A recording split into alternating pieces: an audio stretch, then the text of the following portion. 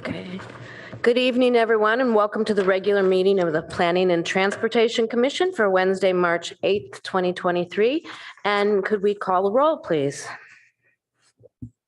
Oh, excuse me, but first maybe the instructions for how people can participate in a hybrid meeting. Yes, this meeting is held with the option to attend by Zoom or in person. Members of the public may provide live public comment by submitting a speaker card prior to the start of public comment on that item. Spoken comments via computer or smartphone will be accepted through the Zoom app. To address the commission, go to zoom.us/join. Meeting ID is 916-4155-9499. When you wish to speak, click on raise hand. To offer comments using a regular phone, call 1-669-900-6833 and enter the meeting ID. When you wish to speak on an agenda item, hit *9 on your phone so we know that you wish to speak. Thank you for that. And may we have the roll, please? Chair Suma, Present. Vice Chair Chang, Present. Commissioner Heckman, Here. Commissioner Rekdal, Here. Commissioner Rupavar is absent, Commissioner Templeton. Here. We have a quorum. Thank you very much. And now I'd like to open this up to public comment, and that's for comments from anyone in the room or out in Zoom land on items that are not on the agenda. Otherwise, you would speak at the regular agenda item. So do we have anybody wishing to speak? Haven't received any speaker cards or raised hands. Okay, thank you for that. Oh, looks like we have someone.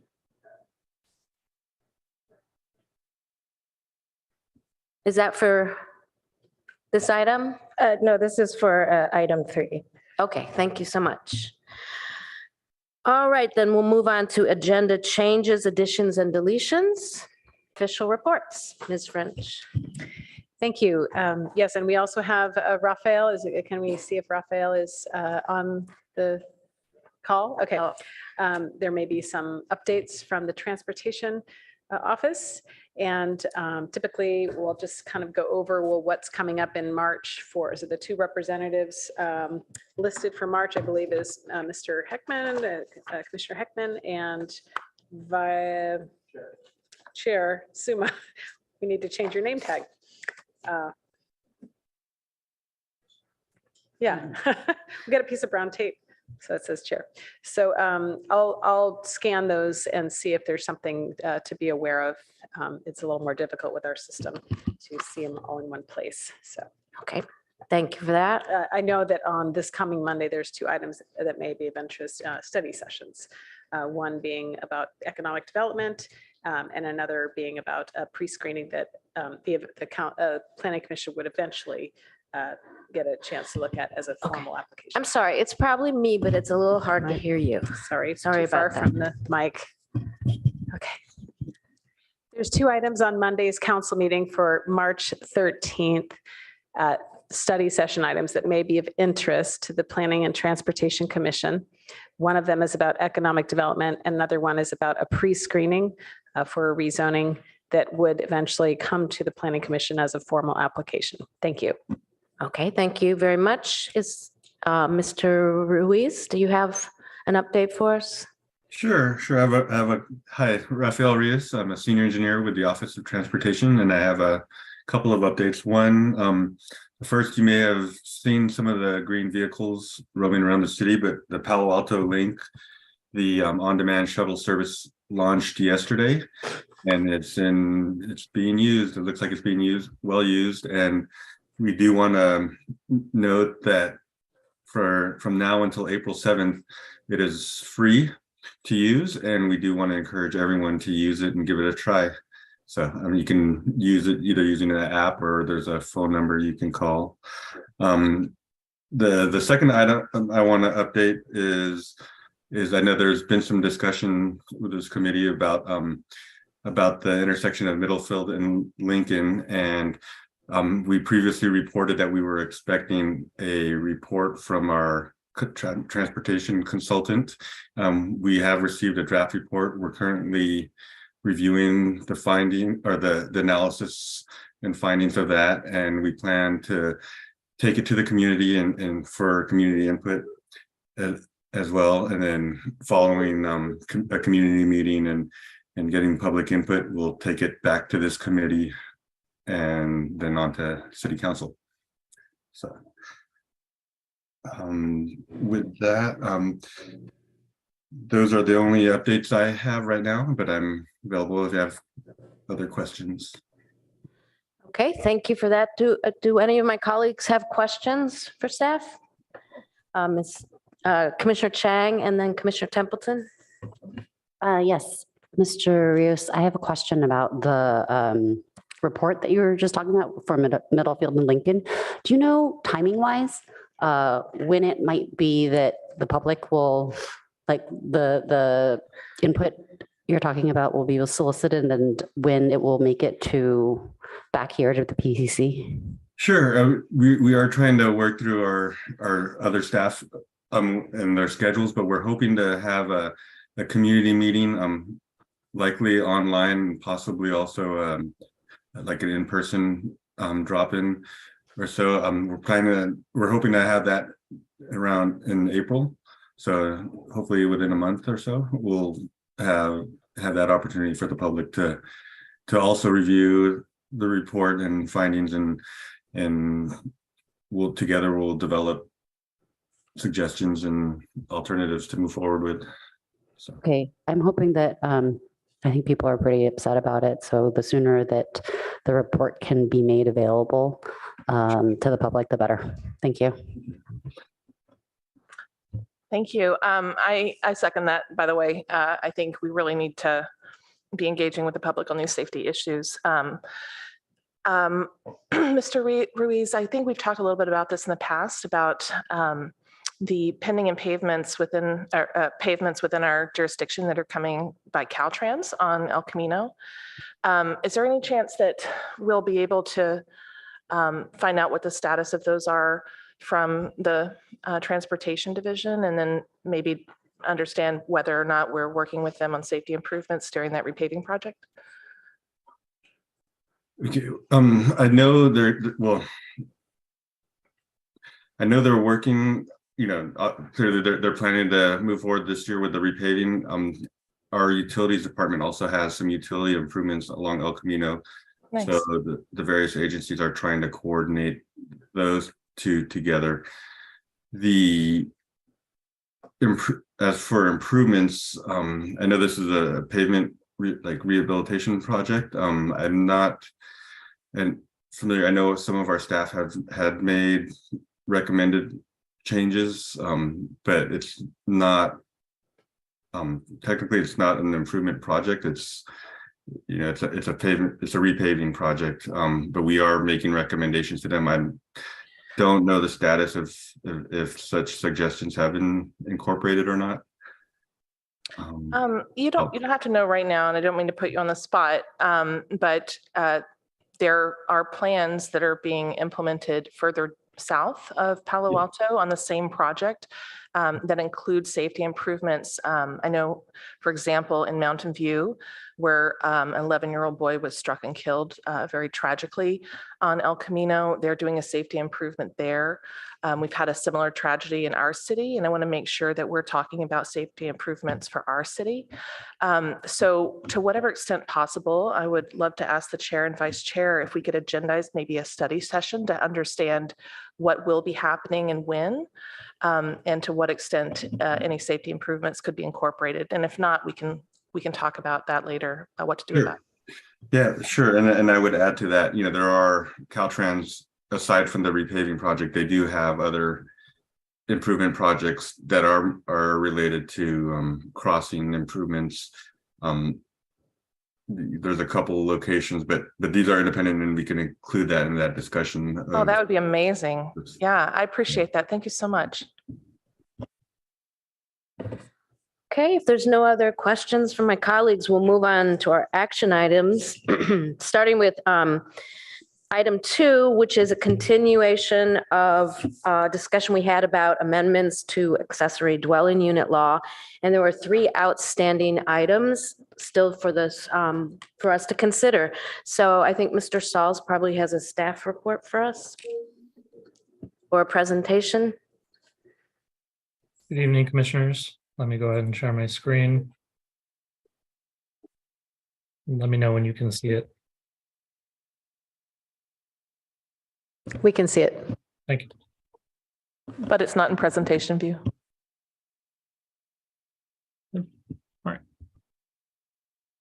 So, as the chair mentioned, this is a continuation of the item that we discussed on February 22nd. The items discussed during that hearing were noted as items A through E in the staff report, which PTC previously provided a motion on. So there's no need to make an additional motion on that item tonight. But the items that were not made, the items that did not receive a motion were items F, G, and I, which we're going to talk about tonight. Just to kind of do a quick recap, PTC met a number of times in 2022 to identify changes to the city's local ordinance for ADUs and junior ADUs, as well as they discussed changes that were coming through the pipeline for through the state in order to adopt for this year. In December of 2022, the city council met to adopt only those state changes, at the state level that the city was required to adopt in order to ensure that its ordinance complied with state law. Staff had initially planned to return in February of 2023 to city council to discuss those items. Between the time when council had heard that item in early December, staff received a response from HCD regarding issues to the city's ordinance from 2022 and continuing discussions with between HCD and staff regarding the city's current ordinance and how it complies with state law. As a result, staff returned to PTC last month in February to discuss some additional local changes as well as other recommendations HCD suggested in order to bring the city's code into compliance with state law. And currently, the timeline is still that either mid to late April or early May, that staff would return to city council to adopt not only the recent changes suggested by HCD, but also all the local code changes related to the discussions PTC had last year since July. So as noted before, the 3 items that are open for discussion tonight are items F, G, and I, which did not receive a recommendation at the last hearing. Just again, as a recap, item F talks about conversion of or relocation of uncovered parking spaces.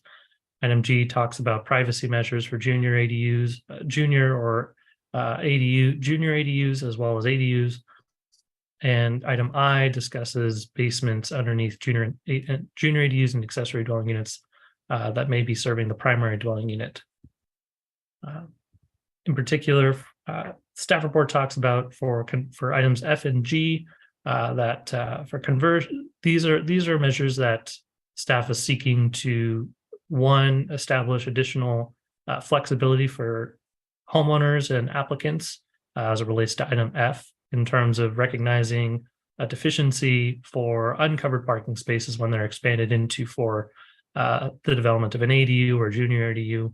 Item G discusses some privacy measures that staff believes may be beneficial for Table 2 units that might continue to expand protections for adjacent neighbors. And this item I was not included in the staff report in the February PTC meeting, but was included in the staff report for tonight's item. To summarize that, the primary issues related to having a basement underneath an attached junior ADU or ADU. In a typical scenario, most homes are limited by an underlying floor area or lot coverage limit, as well as where their ground floor footprint could be provided or placed on site based on setbacks for the property. That has created an intrinsic limitation to a basement's footprint or their overall size, how big they can be. And in particular, when we have particularly large properties like in the residential estate districts, they're also limited by the maximum house size of 6,000 square feet. With city and state's new laws related to junior and accessory dwelling units, there can be units built in excess of the maximum house size or floor area or lot coverage limit that can range between 500 to 1,000 square feet, with the city providing up to an 800 square foot bonus for these units. In the city's current code, footprint, as we use the term to limit where a basement can be placed, doesn't distinguish between a primary unit or a primary unit and a secondary unit's footprint when that secondary unit is attached to that primary unit. As a result, the vague application of that law, of that rule currently, could mean that a basement may be able to expand underneath an attached ADU or JADU, where we otherwise wouldn't typically expect them to occur. The staff has included some additional suggested language in the staff report, which is shown in sections 10 and 11 in the draft ordinance, as well as shown here on the screen and underlined underneath this, which you see here, which my cursor is moving around. To give some visual examples of what I was describing before, the image that you see here is an example of a typical primary unit that has a basement that serves that primary unit underneath it.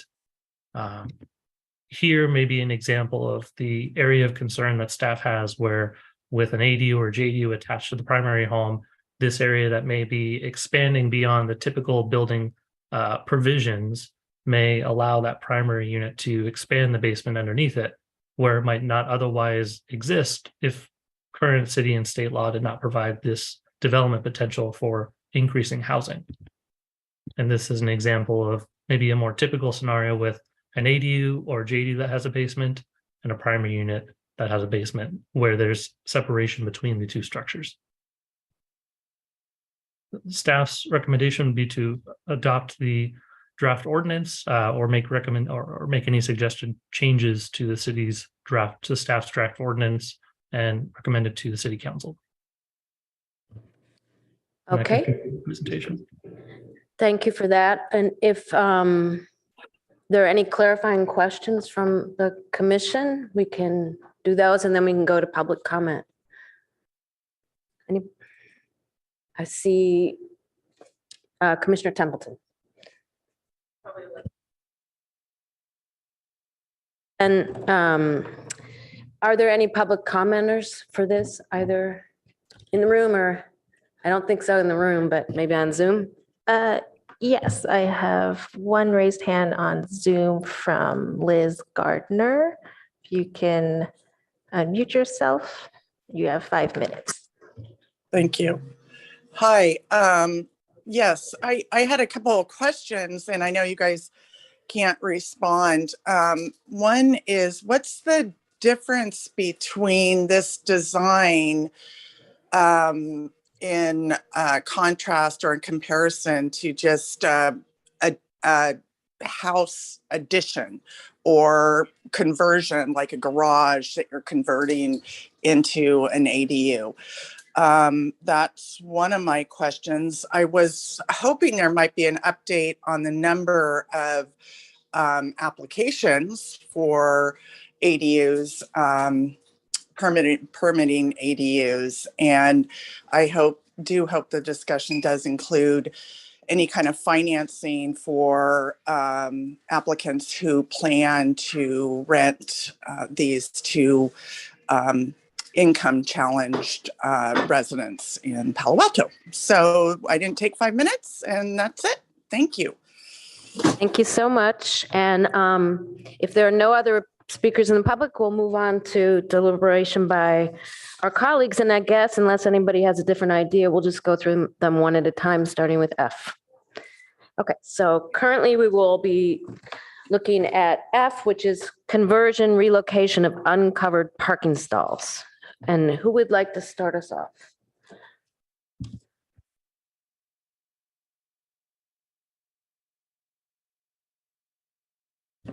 Commissioner Chang? So I'd just like to say I'm supportive of staff's recommendation for F. It seemed to make a lot of sense, and I'll leave it at that. Thank you. Commissioner Heckman? Thank you. First, I just wanted to note my appreciation for staff in the ordinance attached to the staff report. Staff made an effort to identify for us, distinguish for us what is related to F, G, and I and what we've already covered. And so that was super useful, I imagine, to all the commissioners in working through this to be able to hone right in and not have to guess. So thank you for that. On this item, I think we've talked about this concept before, and it seems like we've generally been supportive of it. I looked at the language, and I think it works, and I'm supportive of item F. Thank you for that. Any other comments?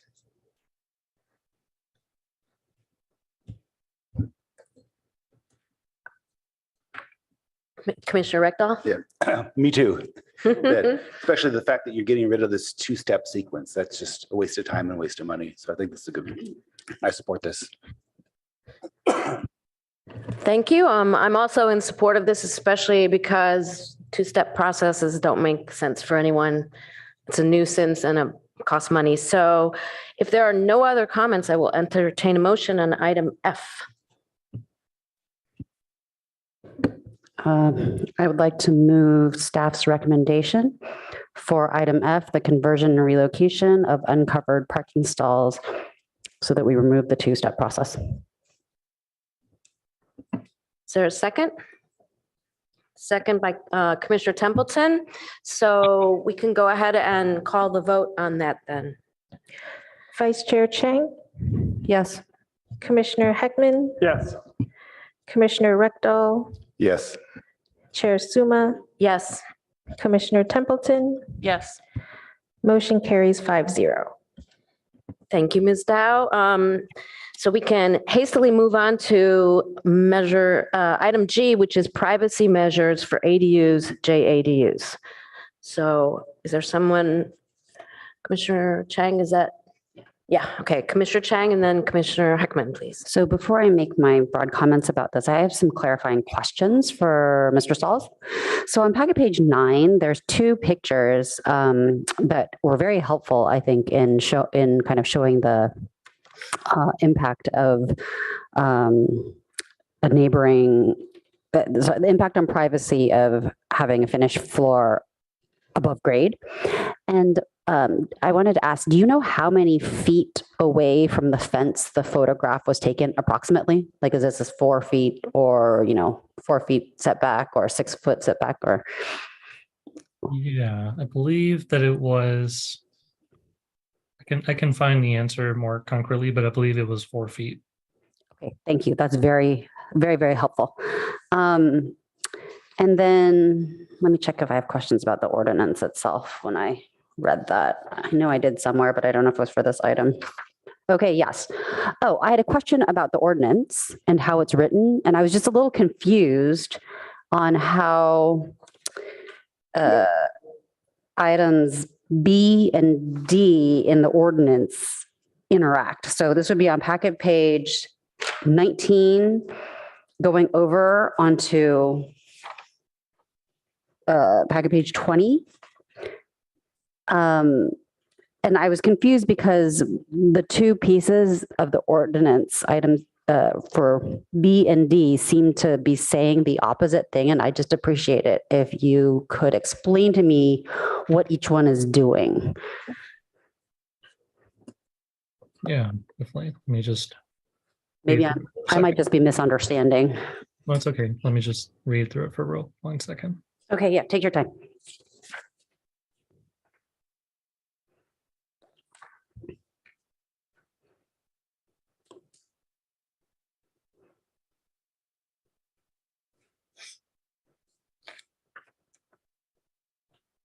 Okay. So I think what you're raising is the issue at the end of B, which identifies egress windows shall utilize obscured glazing on the entirety of windows that face adjacent properties. And then referencing that to D, as you were just noting, egress windows on a second floor loft or equivalent elevated space shall not face adjacent property lines. Correct, exactly. Okay.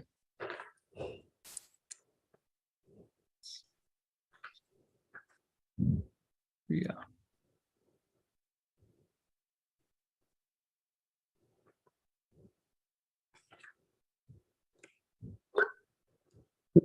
I'm wondering if what we're trying to say in layman's terms is that egress windows shall not face adjacent properties, but if they do, they shall be obscured with opaque glazing on the entirety of the windows.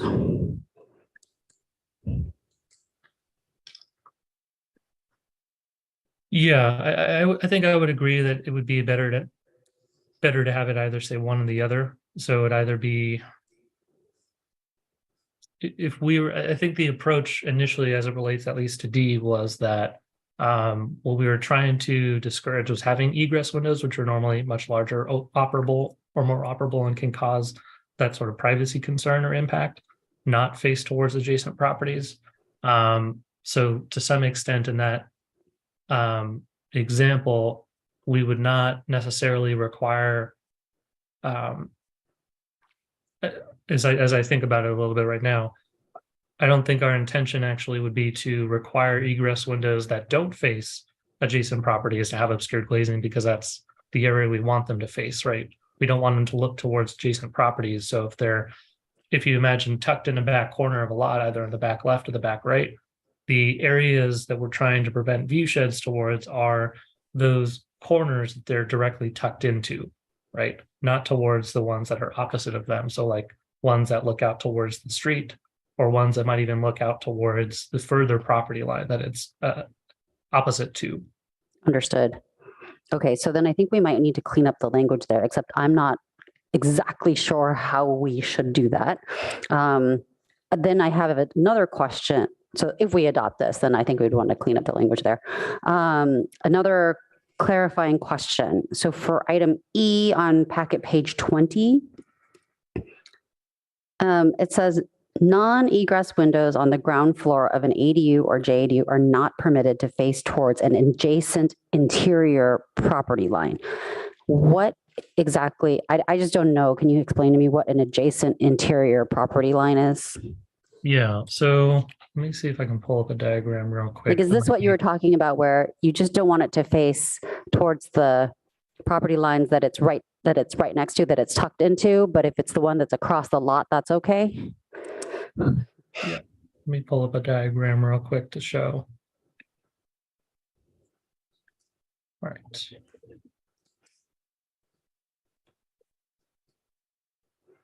All right.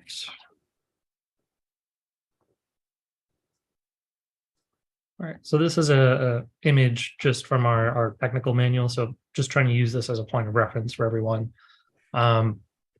If someone were to place a ADU within this back left or this back right area of the property, what I believe our intention is to do is, like I mentioned before, not have egress windows face towards these closer adjacent interior property lines. When we talk about or use the word interior, we mostly just relate them to property lines that don't face towards a street, right? So if you imagine this is obviously a front property line facing towards the street, the interior side yards, interior rear yards. If this were a corner lot, you would see that this is a street side yard along this and would have that wraparound. So I think, again, our focus is probably going to be more directed to having non-egress windows face towards the street. And in this scenario, even with a corner lot, again, if there's a unit back here and this is the street side yard along this side, having those egress windows face this direction and face this direction towards the front, rather than having them face those closer property lines to the neighbors. Understood. Okay, that makes a lot of sense. Thank you. Appreciate it. And then my final question on the ordinance is for item H, also on packet page 20. The final sentence says that any ground lighting shall not direct light upwards to the building or the sky. And is that consistent with what we already require for regular homes that are not ADUs? Yeah, so that is something that we have within 1810 and 1812 as it relates to lighting standards for single family homes. So let me pull up that language, because from what I remember, it's been a little while since I did that one, but from what I remember, we had tried to just kind of copy paste that same language over so that it would be consistent. Okay. Yeah, while you look, that's it for my questions, and I'll comment later, see if anybody else has questions. Commissioner Heckman? Thank you. I will start with, I guess, questions 2. I want to get a better understanding of the difference between an egress window and a non-egress window. First of all, an egress window is going to open, correct? Correct. Okay, but it also is going to be large enough that somebody can get through it. Is that right? Correct. All right, so like the little 1x2 window I have in my bedroom, which opens, but I can't crawl through, that's not considered an egress window. Correct. Okay, and because they are intended for possible emergency egress, can those be 5 feet above finished floor level, or are they necessarily lower? So they can be, in terms of, if you're thinking about like how building or fire may consider that there is adequate egress from Yeah. a building, from a bedroom, for example. My understanding is that you can drop, I believe, about 10 to 15 feet from a second floor level, and that still is considered adequate egress from a bedroom. If you were to drop further, say from a second floor level into a below grade patio, that is something that is not acceptable for fire egress. Yeah, actually, I was more thinking about getting through the window rather than what happens once you're through it. And so if the window starts 5 feet above the floor that I'm standing on, a lot of people can't get up and over. And so that's why I'm wondering whether there are requirements that if it's a required window that's going to provide egress, does it have to start a certain number of feet from the ground so that people can reasonably climb through it? Yes, I understand your question now. Yes, they do have that. I believe it's 2 to 3 feet from the floor level. So what we wouldn't be trying to do is or requiring egress windows to be that 5 foot sill height or start at that point, as that specific issue would come into play. Okay, so I think that's important for us to be thinking about as we try to craft this. And then the other, I'll make an observation, and it really covers all of this section K2, privacy. It's important to have consistent terms, because when you have different terms, people, and I include lawyers as a subset of people, tend to think that you mean different things. So when I look at this privacy section, I see references to neighboring property line, adjacent property line, and adjacent interior property line. I think all of those things are meant to be the same, but I'm not sure. But when you look at them, you would think maybe they're not the same. And so we don't, on that particular issue, I'd encourage staff to just harmonize all of that language, make it Understood. uniform if it's all supposed to be the same thing. And then I guess the question I had on that, and I wasn't entirely clear from your explanation for Vice Chair Chang, was, is a rear property line an interior property line? First off, I agree. We definitely should be consistent with all those terms. So I think it's maybe a matter of just version control that we need to work on. So that is the intention behind the mix of the terminology, is to be referencing the same thing. To your second question about, is the rear yard considered an interior property line? That is how we've thought of them in the past, as being interior yards. Okay. Of course, there are different scenarios where a rear property line is a through lot, Correct. but so it needs to be kind of abutting another, Right. interior. Yeah. So given that, I'm wondering if adjacent interior property line might be the best comprehensive description to use throughout all of these. Okay, I'm going to leave it there and I'll come back later. Commissioner Rekdal? Yeah, I had some questions also. So if you have a back property line and there's a creek there or not another property, then that's not constrained at all. Is that correct? That would be correct. If they're abutting those property lines, that is what we would be looking at. Okay. And then I'm looking on packet page 20 and the number E, non-egress windows on the ground floor are not permitted to face towards an adjacent property line.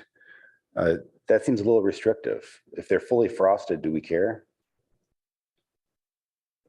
I think this specific provision would be that these non-egress windows would not be frosted, given that they are on the ground floor. That's at least following practice with what we've done in most other single-story situations, or even when development occurs for a two-story home. On the ground floor, we don't apply those types of privacy measures. We don't require them or we don't allow them. So if I wanted to build a big window on my ground floor, frosted, facing the neighbors, can I do that? Yes, you could. We would not require that for a single family home. Okay, how about for an ADU? For an ADU, I don't think that we've been trying to approach it that way. I think it's been more, I think as you see right here in item E, that we've been just trying to more so put them in a different location rather than try to put frosted or opaque glazing on them. Why do we care? I think in particular, again, related to the issues noticed in the staff report is if we are going to require larger windows to face further property lines, again, out of the street side yard, the front yard, or the further adjacent property line. I think the idea that we've been trying to push or try to suggest really is that any window that does face those interior property lines, we're going to require them to be high sill windows. Those being the ones that are a minimum of 5 feet in height from the finished floor level to the underside of that sill. Okay, and so if we're looking at F where it says the window sills, that means the bottom of the window. Correct. Okay, maybe for that we should say the lower window sill, because isn't the top of a window also a window sill?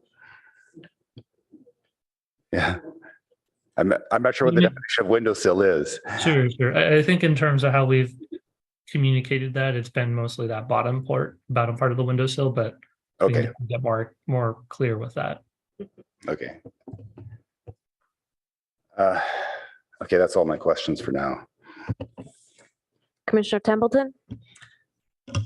Thank you. I agree with Commissioner Rekdal and some other comments made by Commissioner Heckman as well. I think well, let me ask you this. Do you think that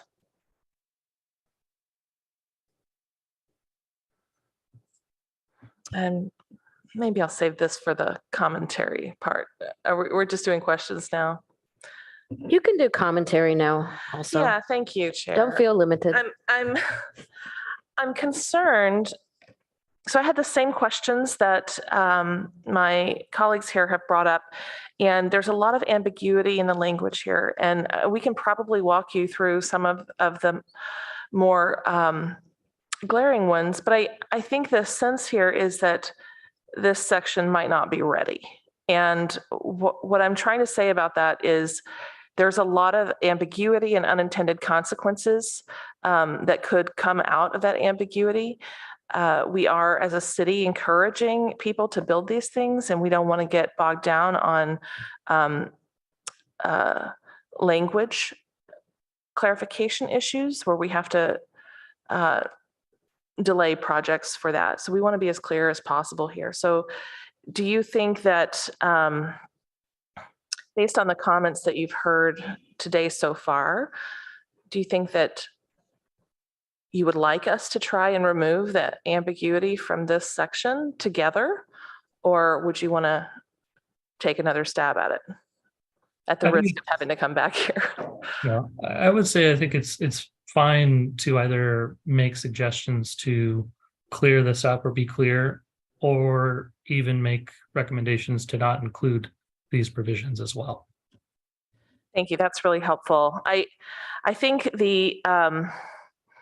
Just as some context, but some of these items mostly just came up because of what we've been hearing from members of the public. So as a way to try to be responsive to them, we're trying to, as dynamically as possible, within the constraints of what we can do with state law versus our local jurisdictions units, like trying to just figure out how we can be as objective to some degree as possible, while, again, I think like you're mentioning, trying not to tip the balance in the favor of, discouraging unit development versus encouraging it. that makes a lot of sense. I appreciate that context. I think the concerns for me are forbidding windows on certain walls and not being clear about whether it needs to be obscured or not. We also haven't,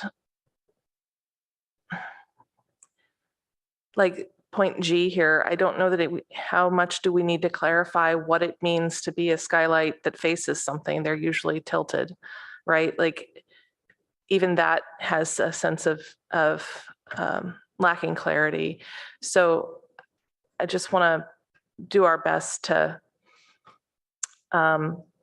if we're doing a first pass where we say this one's good, this one's not good, that's a very different thing than wordsmithing. So it sounds like we need to do a little bit of both. Is that what I'm hearing from you? We need to wordsmith and toss ones that we don't like? I think that's certainly something that you all are welcome to do. Okay, I guess I'm just trying to clarify what you are asking us to do. And what you're asking us to do is review the text in front of us and come back to you with something that we want to adopt or recommend adoption of. Oh, I see Mr. Yang. Hi there. Thank you. So I'd also suggest that if you're able to identify where you think there are ambiguities and problems, that's something staff can work on prior to bringing it to the city council. Oh, that's great. There's an opportunity for you to iterate in between. Yeah, and we've already gotten a lot of great comments along those lines. I personally also think that the term adjacent is not perfectly clear in some of these areas as well. So yeah, it's something we'll certainly work on. That is really helpful advice. I appreciate that because I was worried if we try and wordsmith it, we will be here for hours. So thank you, Mr. Yang. I appreciate that. I'm done for now. Thank you. Okay, thank you for that. Commissioner Chang? Okay, moving on to comments for me. I am really appreciative that staff has been so responsive to what you're hearing on the ground and trying to make sure that we provide that clarity for people who want to build ADUs, but also are sensitive to neighbors' concerns. So I am supportive of the ordinance with the clarifications that we've spoken about. But I think that there's a few more points that need discussion. And so I wanted to ask, so in general, Commissioner Templeton at our last meeting raised the point about not wanting to create a different set of privacy rules for ADUs that single-family homes are not required to meet. And broadly, I agree with that, with one area of exception, which is when the ADU is within the setback that a single-family home would normally not allowed to be in, because ADUs are allowed to be much closer. And so when I look at packet page 9, what I want to address is this, I guess it's the second to the last paragraph on the page, where where the staff report writes, there are no privacy measures in place for one-story single-family homes with taller first floor levels. And I wonder if that is something that we might need to think about for the future, given that that is a increasing concern given the flooding likelihood. So that is something, for the future. But for right now, I think what we want to worry about would be privacy measures that apply specifically only to ADUs when they are closer to adjacent properties than currently allowed for a house. So that I'm not quite sure exactly how to phrase that language, but the current setback is 6. I don't want inconsistent rules for ADUs that are also 6 feet away. But if the ADU is now 4 feet away, as evidenced by the 2 pictures on packet page 9, it actually makes a really big difference. So that's just a comment that I wanted to make. Thank you for that. Commissioner Heckman? Thank you. So I agree there's some wordsmithing that needs to be done here, but what I was thinking is if we could look at this at a conceptual level and agree on the concepts, I trust staff to work together to find the language to correctly express those concepts. And I've got, I think, the concepts I want to put on the table for everybody to see if they think those are the concepts. But I did want to point out, actually, the bigger picture, which Commissioner Templeton and Vice Chair Chang have brought up is do we really need to go through this exercise? Is there really enough of a difference between a single family home, which can be 6 feet from the property line, and an ADU, which can be 4 feet from the property line, that we want to create a whole new set of requirements that apply to that ADU? And that's actually a good question. I would start by pointing out that we're only talking about half the universe of ADUs, right? Because in our code, we have certain ADUs that are basically, entirely state law code compliant, and we don't get to touch those, right? It's only where people don't like the parameters that are in the state law and they want to do something different, they want exceptions, that then they expose themselves to, additional regulations. And so we're only really talking about that second category here. So, and it's kind of an interesting question about whether it's worth it. So with that second category of ADU that can be 4 feet compared to the house on that lot, which maybe can be 6 or possibly 8, is it really worth should we be imposing additional requirements? And I guess I've kind of mixed feelings about it. Part of me says, no, we really don't need to do that. On the other hand, I think if we do that, we do address a lot of neighbor angst, right? Because what happens if we don't do these special, I'll call them special rules for the category 2 ADUs within 4 feet, then what's going to happen is the neighbors are going to express concerns, privacy concerns, because there won't be anything in the ordinance talking about what happens. Where's my privacy protection? This ADU is going 4 feet from the property line. And so I think if maybe the pro argument for including something is we do provide protections, and maybe that tamps down the privacy concerns because they can see that this building is going to be closer, but it also has special rules. So I can really go either way on this, but I think that's the dilemma that we're wrestling with. So in terms of the concepts, I think there are 3 concepts that, again, this privacy section, subparts B through F are the window provisions. And I think there are 3 concepts that we need to capture here. First is egress windows. So these are, big windows you can climb through as Mr. Saul said, we think maybe they have to start at possibly 3 feet above grade. And even if we had them fully opaque, the thing about these windows is they open, right? And so when you open them, you lose the privacy protection. And there's no way to regulate that. It's a safety issue. So for those, I actually am supportive of the language, the concept that they don't face the adjacent interior property line, because otherwise it's kind of easy to defeat the purpose. Again, I think there's some where feasible language. I can't remember if there's or not. Let's see. I think in this section, it's mostly just about the skylights. Yeah, okay, so not where feasible. All right, so those are egress windows. Non-egress windows, those fall, I think, into two categories. Operable, so they open and close, and non-operable. So with a non-operable window, that's what I have in my bedroom, about 5 feet up. So what I think is you should be able to put that window anywhere you want it.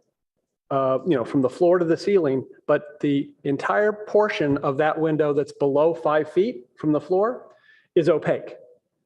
So you can, frost the bottom half, not frost the top, whatever. You can do, separate panes, but that way we block the visibility up to the 5 foot level. And then above, so it's glazed, right? As to operable windows facing adjacent property lines, I think the concept is they have to start 5 feet from the ground, from the floor level. So again, because they can open and close, if you required some portion of them to be opaque, it can be defeated simply by opening them. So those were the 3 thoughts I had. Egress windows, don't face interior adjacent property lines. Non-egress, if they are non-operable, then anything below 5 feet is glazed. If they are operable, then they have to start, the sill has to be 5 feet from the finished floor. So those were the 3 concepts. And then one open issue that staff had, it really hasn't pushed in the staff report, in the oral, but it was clear they want us to think about it in the staff report is, for these first floor windows, the height, we're talking about where the issue is the house, even though it's a 1-story, the ADU is elevated somewhat. And so staff has kind of a placeholder number of 3 feet here, but they wanted us to discuss that. So I didn't want to lose sight of that. I don't have a real strong feeling of where that number should be. And I'm wondering if these concepts that I've suggested, if we do them, then it really doesn't matter whether it's 18 inches or 2 feet or 3 feet. Because if you're standing inside that sill, wherever you are, you're not going to be able to look down until you get to over 5 feet from the floor. So those are my thoughts. Thank you. Does staff Mr. Sauls, do you want to comment on that? No, I think Commissioner Heckman summarized it well. Okay. Commissioner Templeton? Thank you, Chair. I'm going to kind of jump around to respond to some of the comments here and just make sure we're on the same page, because I'm not clear about the photos on page 9. Are those real or are they photoshopped? No, those are real photos. And how did you get the same house at different heights? Raising our hands. Sorry. So they're simulated. They're simulated. They're not, these aren't 2 different houses. No, they're different number of feet above grade. Yeah. Okay. Just want to make that clear. So, and did you told Commissioner or Vice Chair Chang earlier that you measured this distance that you took the photo from? Yeah. We were holding tape measures, basically just trying to, again, simulate that. Okay, here's at this height, and then here's at this height, trying to show. Right, but the distance from the fence, was that measured as well? That would have been the same. Yeah. So it was about 4 feet. So standing at the same point, right? Showing it, if you imagine holding your kind of camera up here, right? Here's showing it at us standing at 1.5 and then raising it higher, showing it to be, again, that I think it was 2.5 is what we were showing there. Okay, I don't think the geometry exactly works, but I think we're approximating and we're trying to show with the best with what we have. I get that now. But I think it's exaggerated because the geometry, the way that, triangles work from the camera to the other house, it wouldn't quite be this extreme, right? So. So Yeah. sorry, it is that extreme because I was actually visiting a friend's house who was building an ADU. And because of the flood, like they had to raise the floor of the ADU really high. And so from their yard, right, their ADU, yeah, you can see right into the other person's yard, even though it's just 1.5 foot difference. So this is accurate. This is an accurate experience. It's pretty significant. And that's why I feel really strongly about it, having seen it on the ground in somebody's yard. And granted, my friend was the one who was building the ADU, but yeah, well, I'm a little incredulous because I have the same experience looking into my neighbors and vice versa. And we're at the same level somehow. And then the other questions were about the windows on the wall that is facing a fence. Is this what we're discussing with these interior adjacent lines? Like, why do we need to obscure the glazing there if there's a fence? Yeah, so in particular, and that was one of the things that the images were trying to kind of communicate, was that for certain structures and in certain locations even, as Vice Chair Chang was mentioning, these units may have to be much taller than where a fence is, right? Those are currently limited to 7 feet in height maximum, and these ADUs may be 16 feet, 18 feet or more, just kind of depending on the circumstance for the property. So, but I think some of these we're talking about first floor windows, right? It literally says first floor windows. Correct. And so for those, I don't think they're going to be 16 feet off the ground, right? No, but they could be. In the worst case scenario that we've experienced, they have had to, in the flood zone, for example, applicants have had to raise their foundation to, I think it was about 4 to 5 feet. So in a more extreme case, of course, but that was kind of the starting point. Why are we allowing that? First floor. That's a FEMA requirement for floodplain. Yeah, but why are we allowing ourselves to build in a floodplain if you have to build it up 4 feet? Well, it's based on the existing conditions of the site. So what they're trying to meet is the base flood elevation requirement based on the property, the location of where they're at. So say, for example, I get it. I guess I'm asking a slightly different question. I understand the geography question. I don't understand why we're encouraging people to build when they have to go up, half a floor or more in order to be able to build. Like, why is that eligible? Accessory dwelling units are ministerial. Yeah. And you cannot deny somebody who wants to build an ADU, like a detached ADU in a floodplain condition. So if I have a canyon in my backyard and I need to build it up 13 feet in order to have an ADU, you would permit that? Yes. Seems like an opportunity for staff to investigate exceptions. Like that's, wow. Well, so okay, I'll move on. Oh, go ahead. Thank you, Mr. Yang. Just to clarify, we're required to permit an ADU that's up to 16 feet. And so if, 4 feet of that is what's, the elevation of the first finished floor, that then you only really have 12 feet of living space that you can build. So,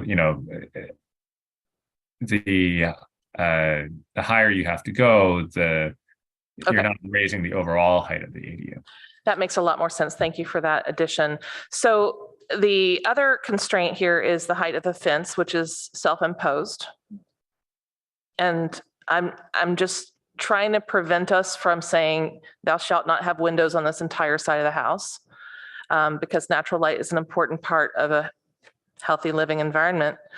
And then the last question is if you have those little, I had these in my house when I was growing up. They're like 1 foot by 3 foot. They're very thin and they were at the top of the wall. Are those Clear story permitted? windows? Yeah, clear story windows in this instance would be something that would be acceptable, yes. Okay, and the language where it says that the window would not be permitted, I'm sorry, I don't remember which bullet it is. That doesn't apply to those kind of windows? It's a non-egress window. I think actually, clear story windows would be a preferred alternative in a lot Yeah, of cases. I think it would be great. Because they don't allow, they're above where people can look out, but they let light Exactly. in. And I think Commissioner Heckman's idea of window heights also touches on that. And I think staff has intended to touch on that. I So just thought the language here, and I'm sorry, I don't have it. I've lost track of it here. There was a language where it said non-egress windows can't be permitted on the interior. I remember it, but Item E. it's E. Thank you. I appreciate that. So I just want to make sure we're not inadvertently eliminating things that would be desirable. All right, I think that's it. Thank you. okay, I don't see any other lights. Oh, go ahead, Commissioner. Oh, sorry.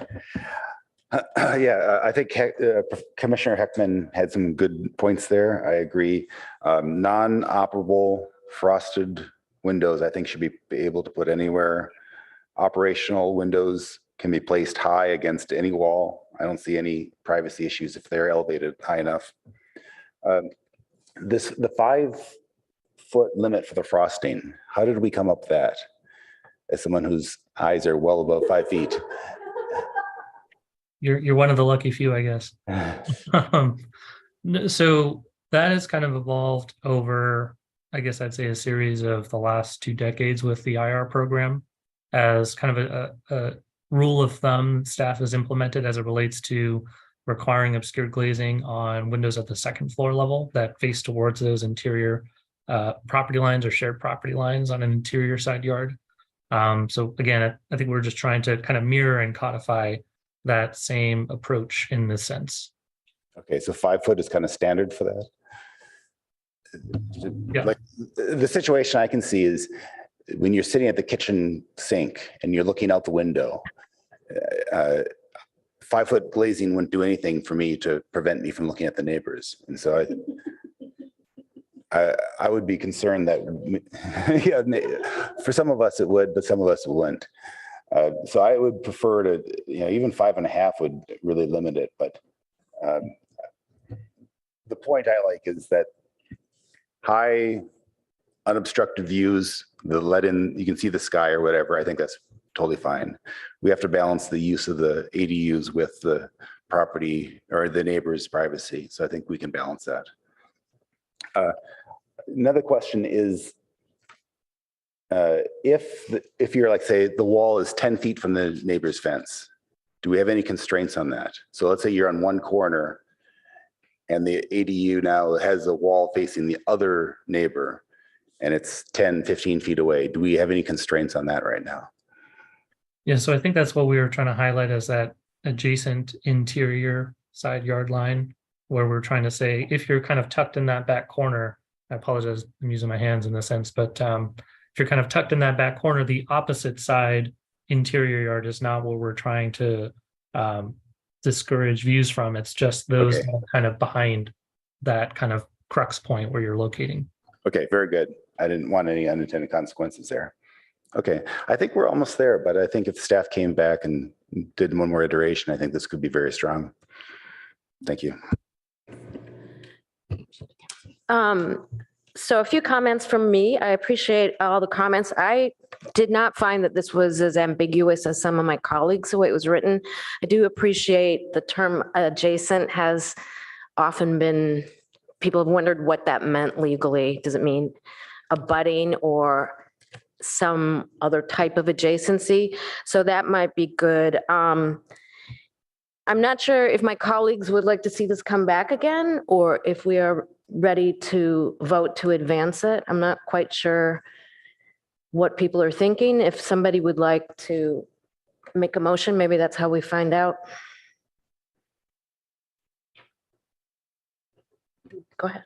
Can I just ask if staff feels like they have, I mean, it sounds like this ordinance as it stands, based on my colleagues' comments, is not ready. But I just wanted to see if staff feels like they have enough direction based on our comments and to be able to iterate and then bring a motion to council. I feel that the general direction and the concepts as expressed and seconded somewhat were clear. But So- Garrett, if you have something. I guess I would say, I think what we need is clear policy direction in terms of, which windows would you like to permit? Which windows would you like to see obscured, and which windows would you like to see, at a certain sill height? But in terms of the particular wording, that's what staff is able to, take the time and develop and clarify.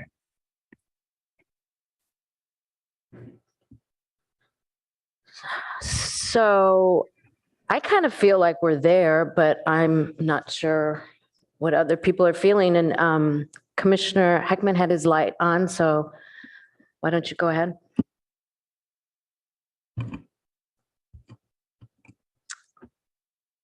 Yeah, I can try a motion.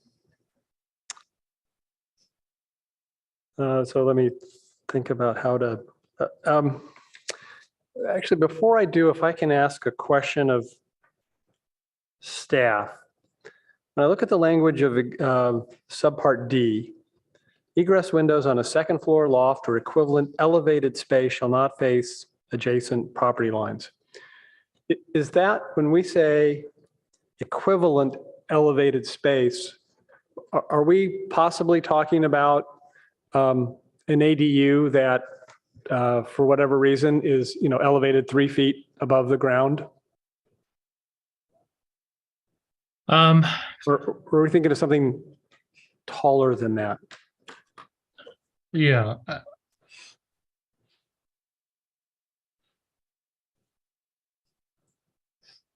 I think I don't know, Mr. Yang, if you have anything to Yeah. add.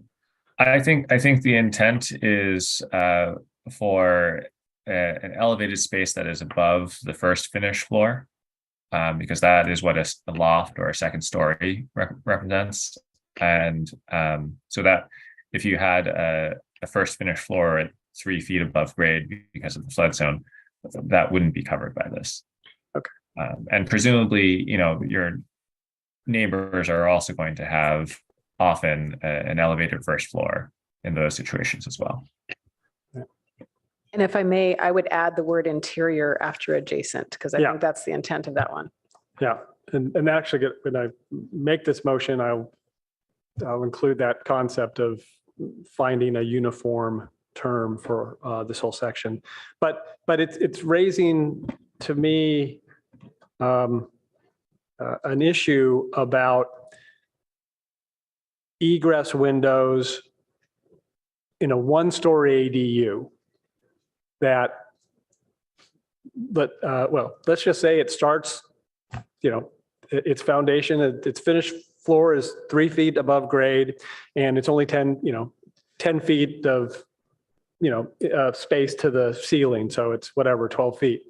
So right now, I don't think staff has addressed that possibility in the current draft of the ordinance. And I'm wondering if the reason is that with a one-story, we have to allow that egress, even though there will be privacy concerns, safety concerns are paramount. And so we have to allow that egress window on that side. Is that true? Or is it just something that wasn't focused on? No, I think the point of choosing to differentiate between egress and non-egress was intentional, so that in the event that there's a scenario we have to, we're required to have it in a certain situation, that Our focus really is just on ensuring that has obscured glazing rather than saying, something else. Chair, would it be all right if I ask a clarifying question before Sure. Commissioner Heckman proceeds with the motion? Of course, please go ahead. Thank you.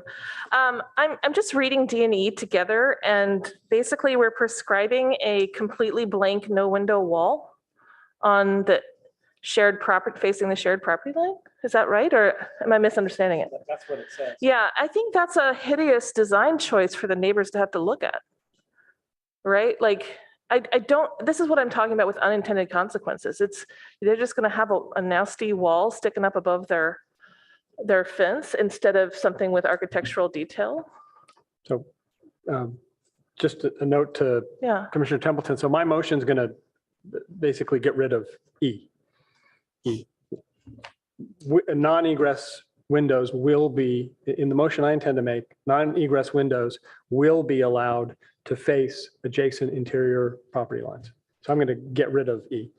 I would support that. I just want to make sure we're all on the same page here, because that was just not something we have mentioned There will yet. be limits on those windows, right? But Okay. they'll All be right. allowed. Thank you. Okay. Is that all, Commissioner Templeton? Okay, thank you. Commissioner Heckman. All right, so let me get a motion on the floor, and then we can, if there's a second, we can talk about it further. So I would move, Could staff type this up? This might be, pardon me? could staff type this up so we could see it on the screen? They don't do that for PTC. Yeah, and I'm not going to propose specific language for them to type, I don't think. I'm going to try to write it. So let's try it this way, and then if it doesn't work, we'll try it a different way. All right, so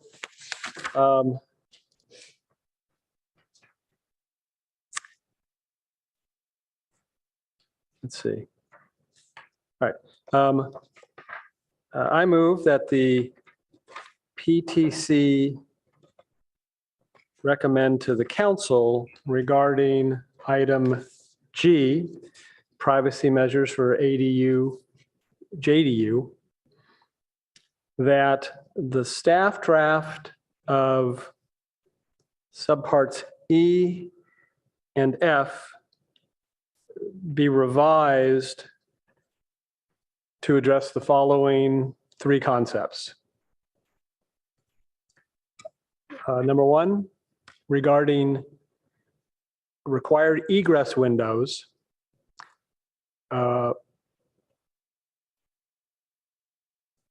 where feasible, they should not face an adjacent interior property line, if that's what we're going to call it. Number two, regarding non-egress windows facing an adjacent interior property line, if they are non-operable, then any portion below 5 feet from the, what is it called? Finished floor? Correct. Shall be glazed or opaque, whichever term we like to use, or obscured glazing. And any operable non-egress window facing an adjacent interior property line shall start with its sill 5 feet from the finished floor. This apply to ADUs and JDUs that are 3 feet or more above the property grade, and that staff go through this subpart 2 privacy to make consistent the term for adjacent property lines, possibly using adjacent interior property lines if that's what is intended by staff. Thank you. Do I have a second? if the commissioners would like, I could also repeat that. Just maybe even one for one, item by item if preferred. I could also share the screen. If you can share that with us, it would be great.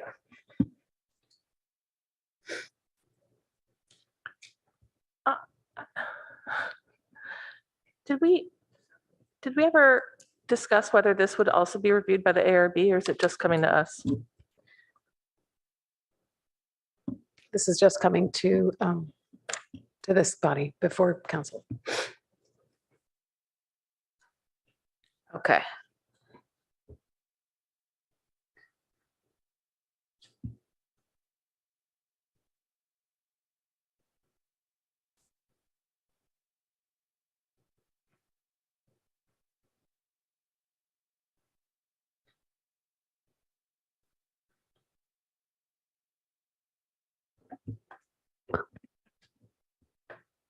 I'll second, just so we can discuss. I might have some modifications.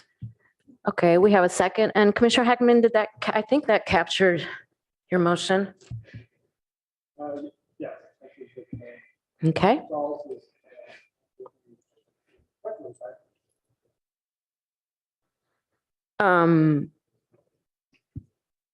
Any comments? Any comments from my colleagues?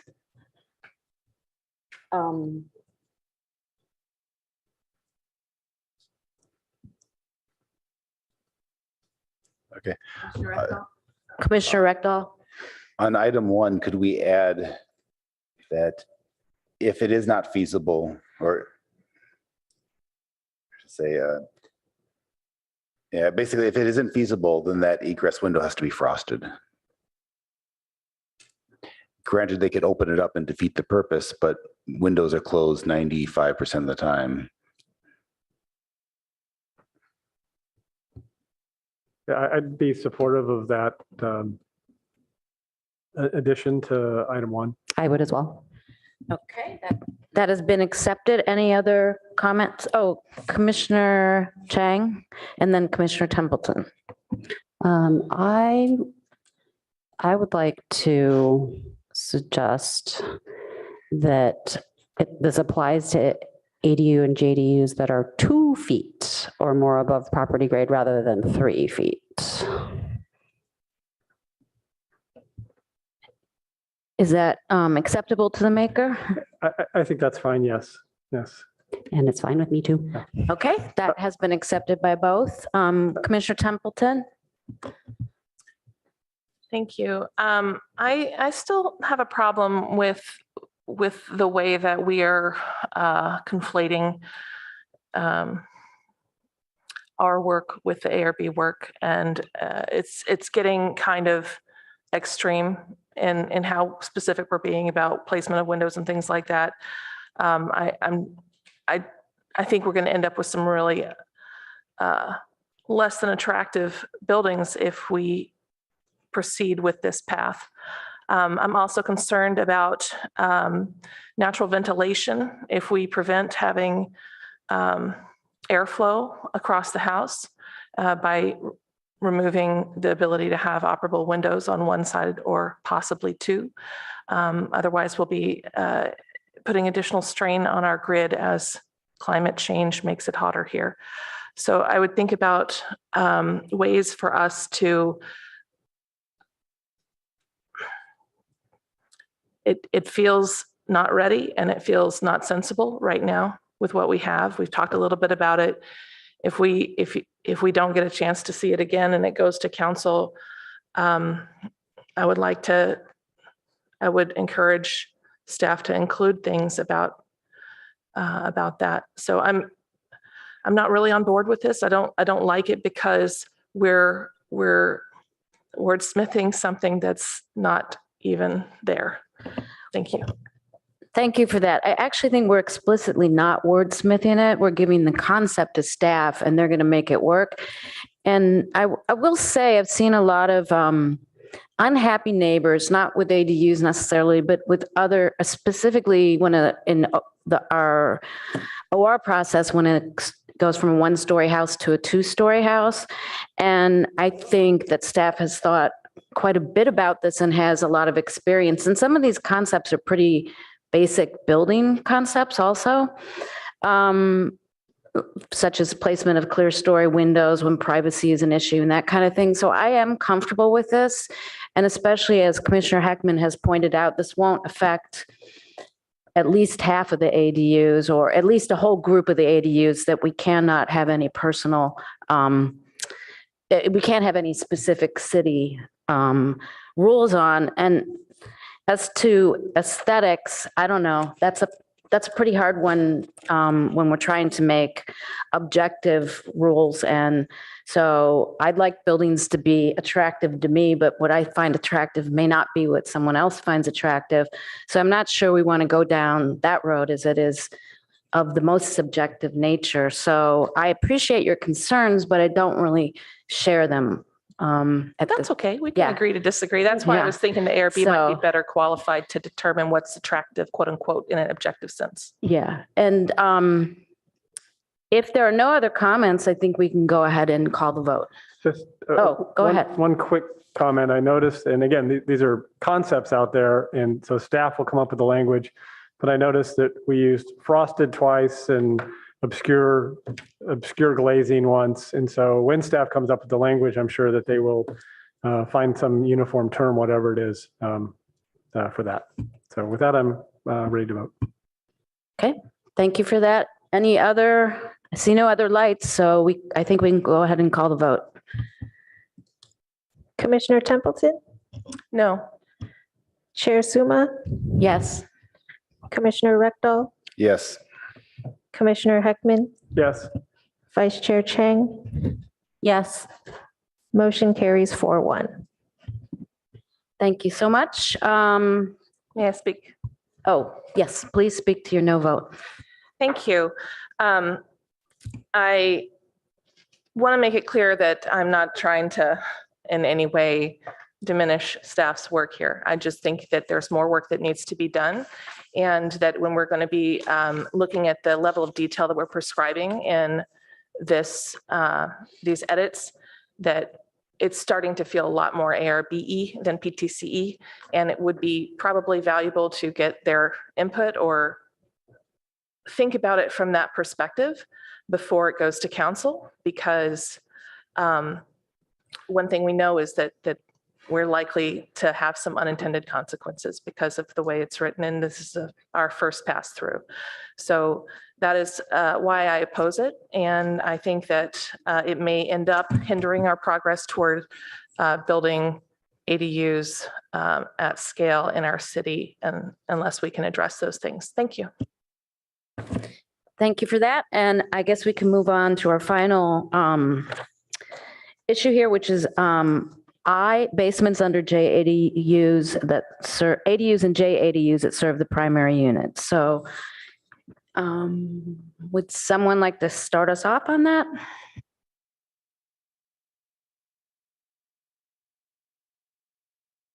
Commissioner Heckman? I'll start with a question. Mr. Sauls, can you pull up that diagram that showed, a basement under an ADU being for the ADU, and then the basement for the main house right next to it being for the main house? Yeah, give me 1 second. Oh, yeah, packet page 11, Commissioner Templeton says.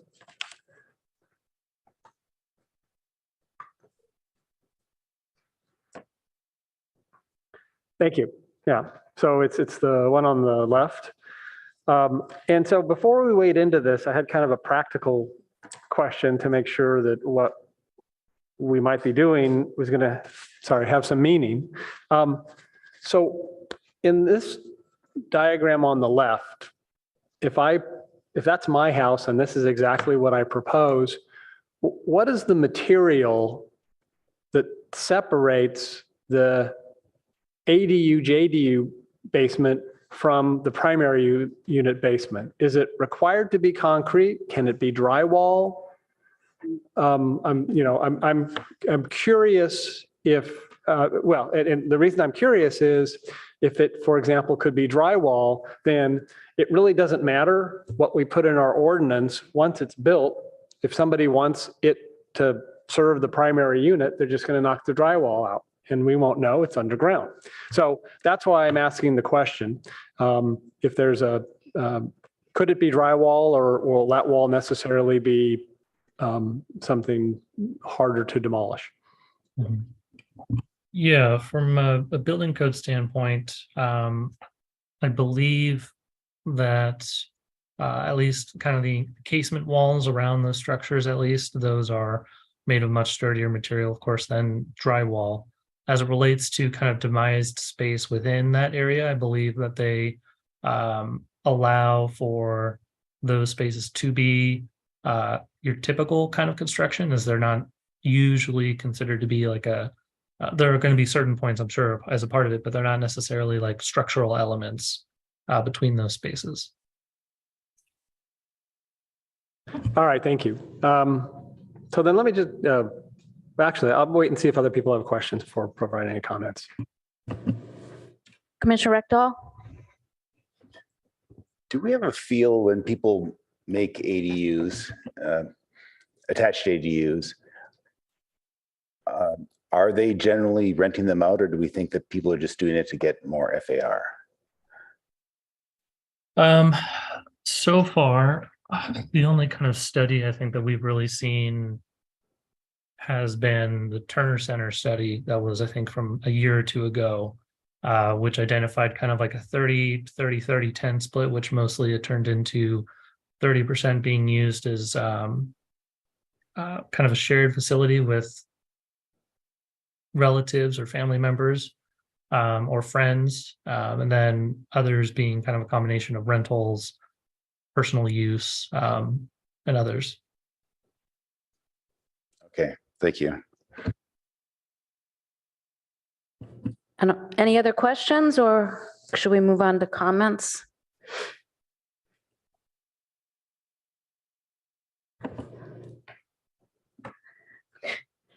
Commissioner Heckman, Chang, and Lowy, Rectal, in that order.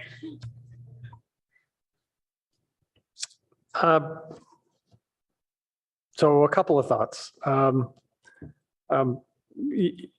thing we're not even going to really talk about on this item is that the predicate is somebody's building an ADU, right? So that is a win right there, right? This is a good problem to have. Somebody's building an ADU and we're worried about how the basement might be utilized. So personally, I am most concerned about encouraging people to build ADUs. That's the top of the mountain on this particular issue for me. I don't want to dissuade people from building ADUs. I want to encourage them. The other factor for me is I don't want to create a scenario where people feel like it's to their advantage to act in a lawless way, or break the rules because nobody will find out. I'd rather not have the rule. And so in this particular scenario, I'm not sort of deeply offended by somebody getting extra basement for their primary unit if they're going to build an ADU that hopefully is going to be used by somebody. And again, because we don't control the separation material, I think it's likely to happen sometimes anyway. I wouldn't say necessarily most of the time. And I don't want to, put people in a position where they feel that they should, break our rules. There could be safety issues in doing that. Because that if they tear out that wall, there's going to be no inspection, and that wall may have been fire rated, for example. And so, if that's going to be an opening, I'd like our city inspectors to know all about it and make it as safe as possible. So on this one, I mean, I can live with it, but I think we don't need to do it if somebody's clever enough that they want to get a larger than 6,000 square foot house, including basement, by building an ADU and grabbing the basement, I'm okay with that.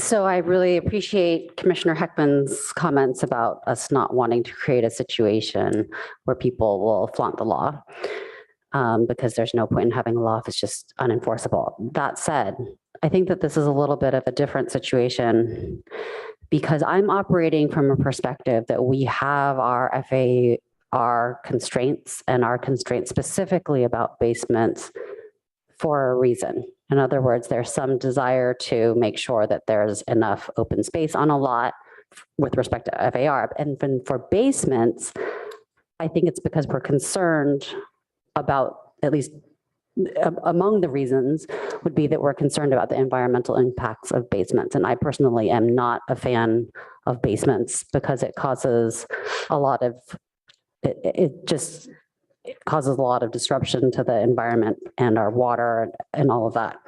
So it's this trade-offs issue where we want to have ADUs and we want to have larger ADUs, in fact, so that they can accommodate families. We've discussed many times how ADUs are sort of naturally affordable housing, and this city lacks affordable housing, particularly for for families. And so with respect to this issue where the primary home could simply open up a door in the wall and then have access to the other basement, I think that the benefit of having this rule is that at least it is constructed such that the ADU does have access to the basement. And that is something that if it were not initially constructed that way, would be much harder to put in place after the fact for somebody wanting to expand the living space available to the ADU. And so I think that on balance, I'm in favor of this ordinance. I think it's a little bit different from, we were talking about attached ADUs, and do we want to create a process where people can just put a door through from their house? I think this is a little bit different because it's a basement. If it's designed appropriately, then the ADU can actually become a larger ADU, even if somebody's flaunting the law and sticking a door in the bottom of the basement. So that's my 2 cents. Thanks. Commissioner Rectal. Yeah. We want to encourage ADUs, and I'm afraid that if we put too many rules on ADUs, we may not get the ADUs. And as Commissioner Heckman did say, the good news, if someone's using this to get around, the good news is get an ADU out of that. So I see the pros and cons. We may be facilitating people to squeeze a little more FAR. We may be encouraging basements. And the pros and cons of basements are there are environmental aspects, but also there's not a daylight plane issue. You're going down that have less impacts on neighbors than building a big second story. So it actually, from a neighbor standpoint, may be better to have a basement. So all in all, I think we give the people the benefit of the doubt and let them put the basement under, whether it's for the ADU or whether it's for the primary residence. Commissioner Templeton. I'm a little concerned about some things we haven't discussed. So for example, if you have a basement all the way across underneath, like the picture on the right on page 11, how many wells do you have to have for egress? Versus on the left, do you have to have more wells for egress? So in other words, does it require additional construction constraints besides the wall that we haven't discussed? Does staff know? Yeah, I think in that instance, it will depend on whether or not there's a bedroom being placed within that space. That does require egress rather than like we've seen things like exercise rooms or cinema rooms. But when there are actual bedrooms in the basement, those do require egress. So those would be light wells or below grade patios. Okay, so in a scenario where there's a fire and there's 2 units or a split unit in the basement, one for the primary and one for the ADU, how do they get out if there's no egress in the basement? So they would be, so I think you're looking at the image on the left side. Is that correct? Yes. In those scenarios, they would be required to have egress for both of them, to my understanding. Yeah, that's what I think. And regardless of whether it's a bedroom or a utility room or something, right? I believe so. Yeah. So I'm just, for my fellow commissioners, saying that there's a little bit more implied than just that wall that's drawn. You have to make sure people don't die in the basement, right? Can you just clarify a little bit more? Yeah. Yeah. So if you're in a room that's in the basement and the only way in and out is the stairs up to ground level, if that is on fire, how do you get out? So you have to think about the safety aspect as well. If I'm a homeowner or a builder that's building this, I'm definitely going to put the ADU with the basement because you're going to have a bigger unit to rent out. It makes more sense. I think it's encouraged enough. But I'm just worried that if we don't do that and then somebody says, you know what, we could build down and we could have a bigger unit and they wouldn't have the safety things there. I'm just really concerned about it. So I think we have to evaluate this, and I don't have a conclusion, but we have to evaluate that from the safety perspective as well. And it's not just the wall. And the wall should be a firewall, to be completely honest. Like, it should be. So I just think there's a lot of safety stuff that hasn't been included in our packet, and it's going to be hard to make a really solid recommendation based on what we have in front of us. Thank you. Thank you for that. Okay. So I appreciate Commissioner Templeton's concerns and the concerns about whether it should be a firewall or just drywall, which no wall is really just drywall because it has framing elements inside of it. But I have a feeling that would be covered by the building code, and that what we aren't looking at is a building code that would pertain in these situations, but rather what we are looking at is a concept of allowing who gets to use the space underneath more. I don't know if that helps, but am I correct about that, staff? Yeah, so just to give some clarification to Commissioner Templeton's comments as well.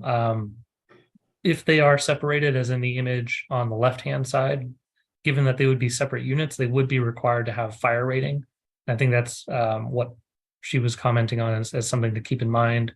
And then I think Commissioner Heckman was noting that if someone kind of punches a wall, that kind of compromises that fire rating. Punches a doorway between those two spaces, that can compromise that fire rating.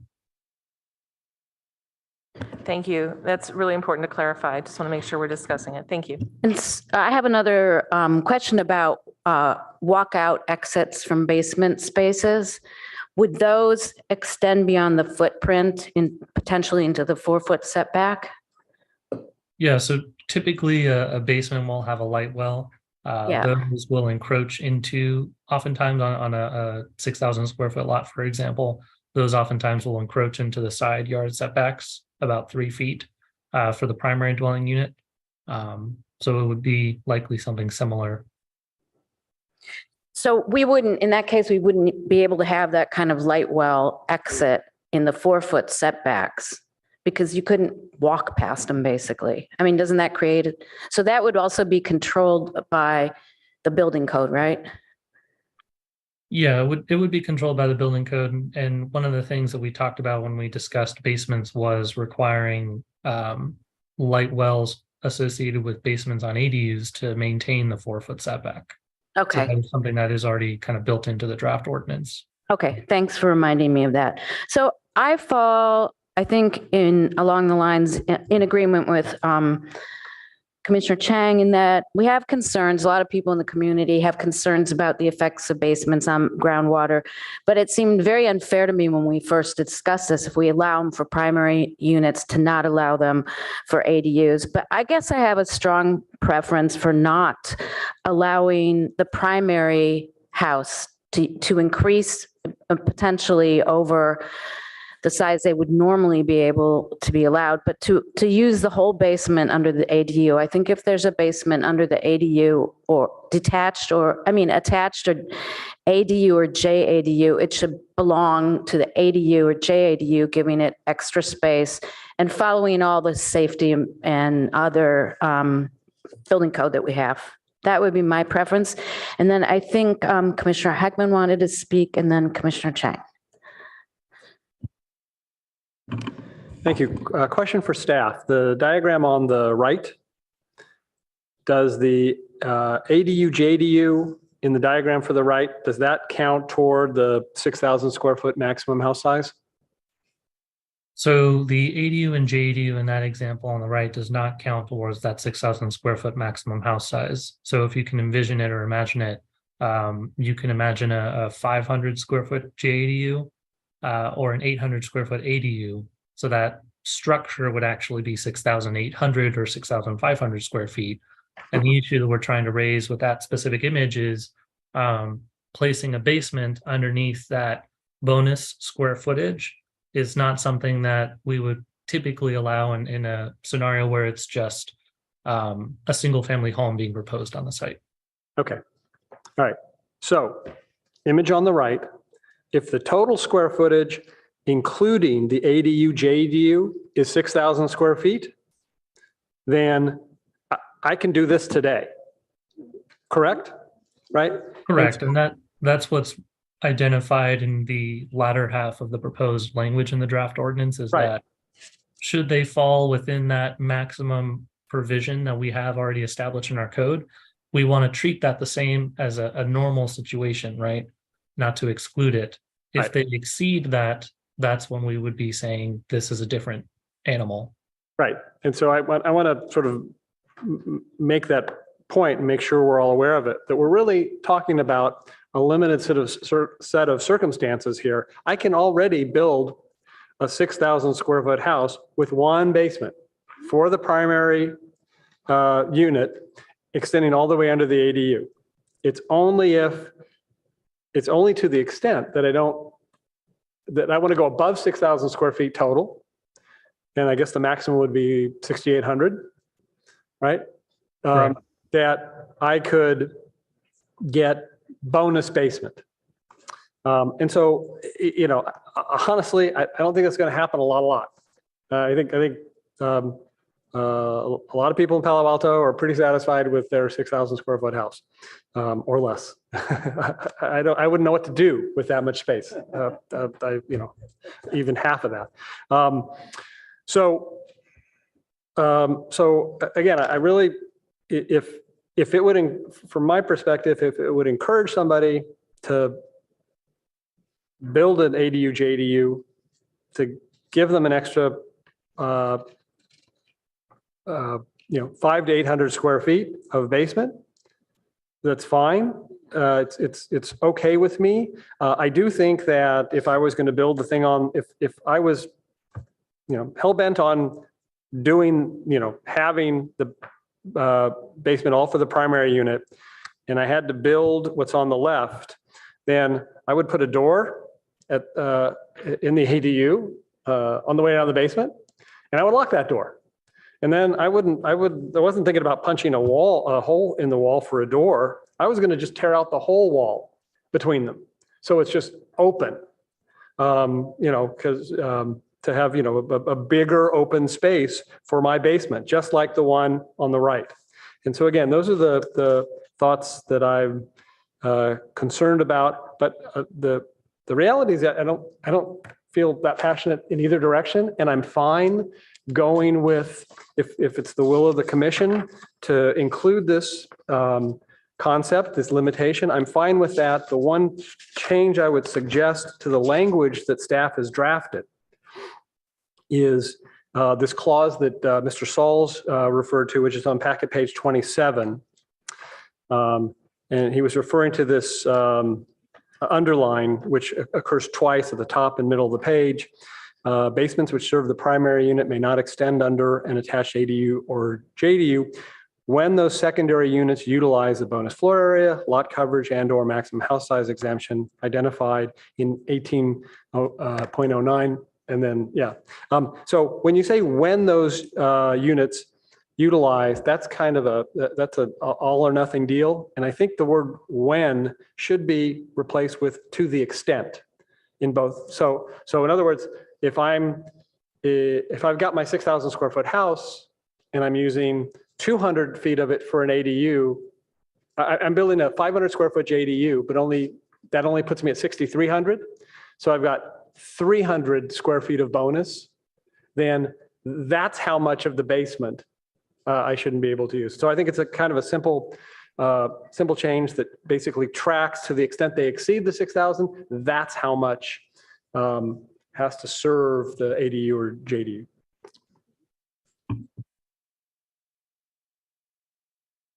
Commissioner Chang?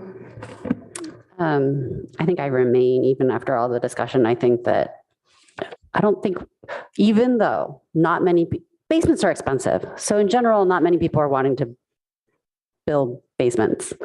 That said, what I see is the basements going in for gigantic houses that are even more gigantic. And I see no need for that in general, unless we want to give that space over to the ADU. That's why the incentive exists. And if we don't have a staircase there, we don't have that extra space. Like, I think that the design of a staircase accessing that basement is actually critical because it increases the flexibility of the building later on, even if the current owners are not going to use it. So I would like to move, if we don't have additional comments, do we have? I see none on the board, so. I would like to move that we recommend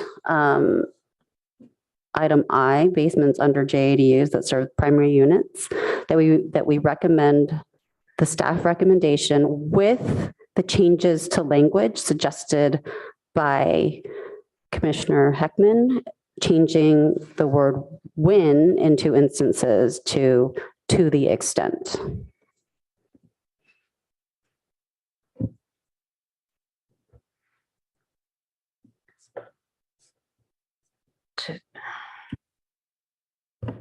I'm looking for a second.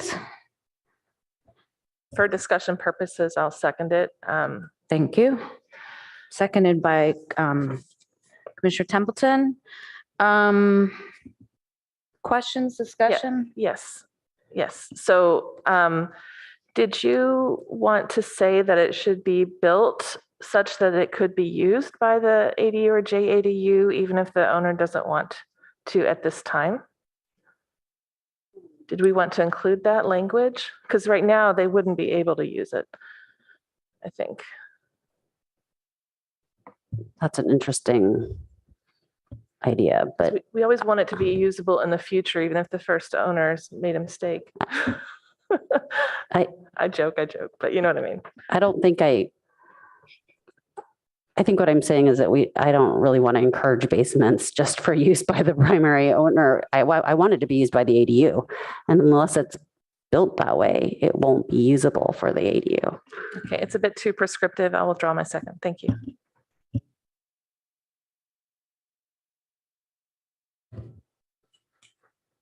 Okay, Commissioner Templeton withdrew her second.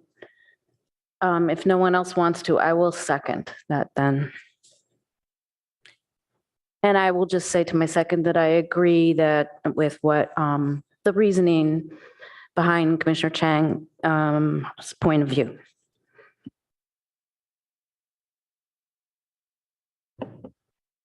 If there's no other thoughts or discussion, we can call the vote. Commissioner Rectal,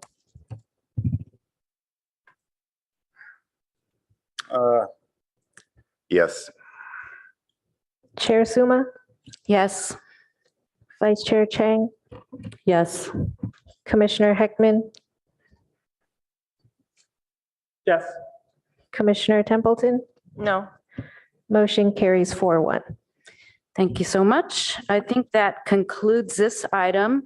Would my colleagues like to take a brief break? Oh, I'm sorry. I forget every time. Would you like to speak to your no? Yes, I would. Thank you very much. I think that it's it's really important that we build such that it could be used by the ADU or JADU. But I am worried that not allowing the current owner / builder to enjoy the basement for the time that they occupy the property, it might discourage the building of these, and it would discourage, therefore, the building of larger ADUs. So I think it's a little over prescriptive for the people who might be owning or building it. Thank you. Thank you for that. And now I think we can move on to the next item, which is action item number 3, unless my colleagues and staff would like a quick break. Just one item, Chair, for Miss Gardner, the public commenter. I'm going to put up my contact information. We did have in the previous presentations, staff report, some additional information about the current ADU production that we've been making. So if she would like to reach out to me, I can talk to her about that and share that information. Thank you. And I'm not sure if Ms. Gardner is watching still, but I will let her know because I have her contact information. So thank you for doing that. Colleagues, would you like to plow into break? 7 minutes? Okay, we'll take a brief 7-minute break and then we'll come back for item number 3. Thank you.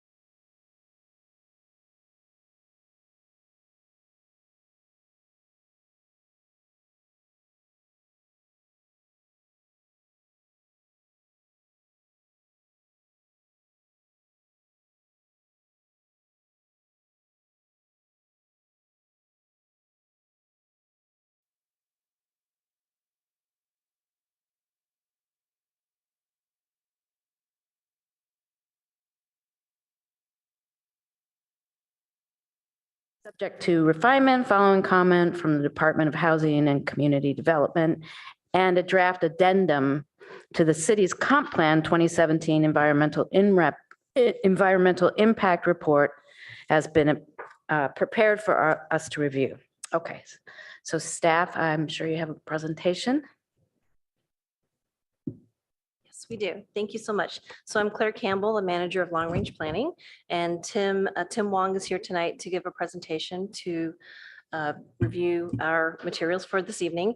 And we also have some of our consultants online available to also help us answer some questions this evening. So I'll turn it over to Tim. Thank you.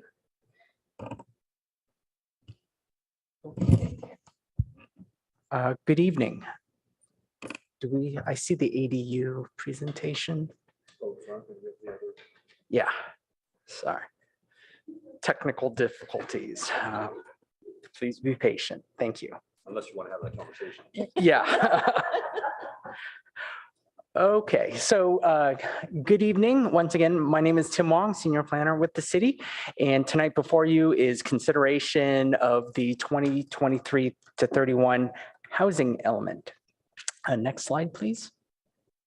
So the purpose of tonight's meeting is for the PTC to review the HCD submitted draft housing element and to provide feedback to staff, including the 4 programs that were approved by the council at the November 22 meeting.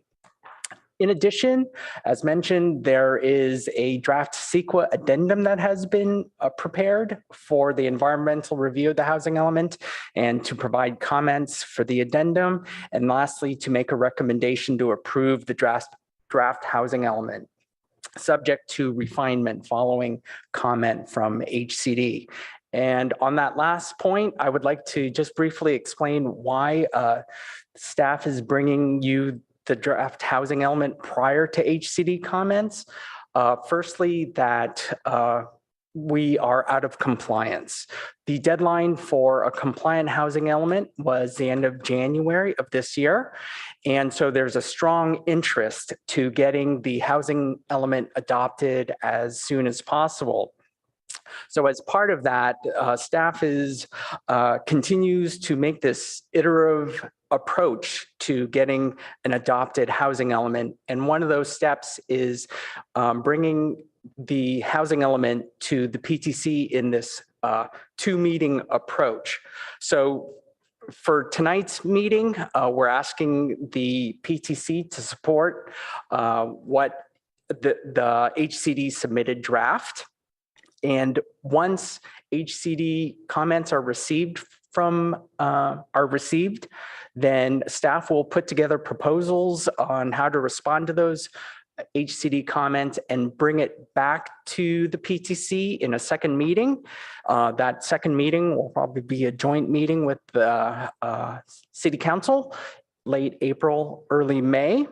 And so this approach streamlines the housing element adoption process while still providing the PTC opportunities to comment before and after HCD comments. So next slide, please.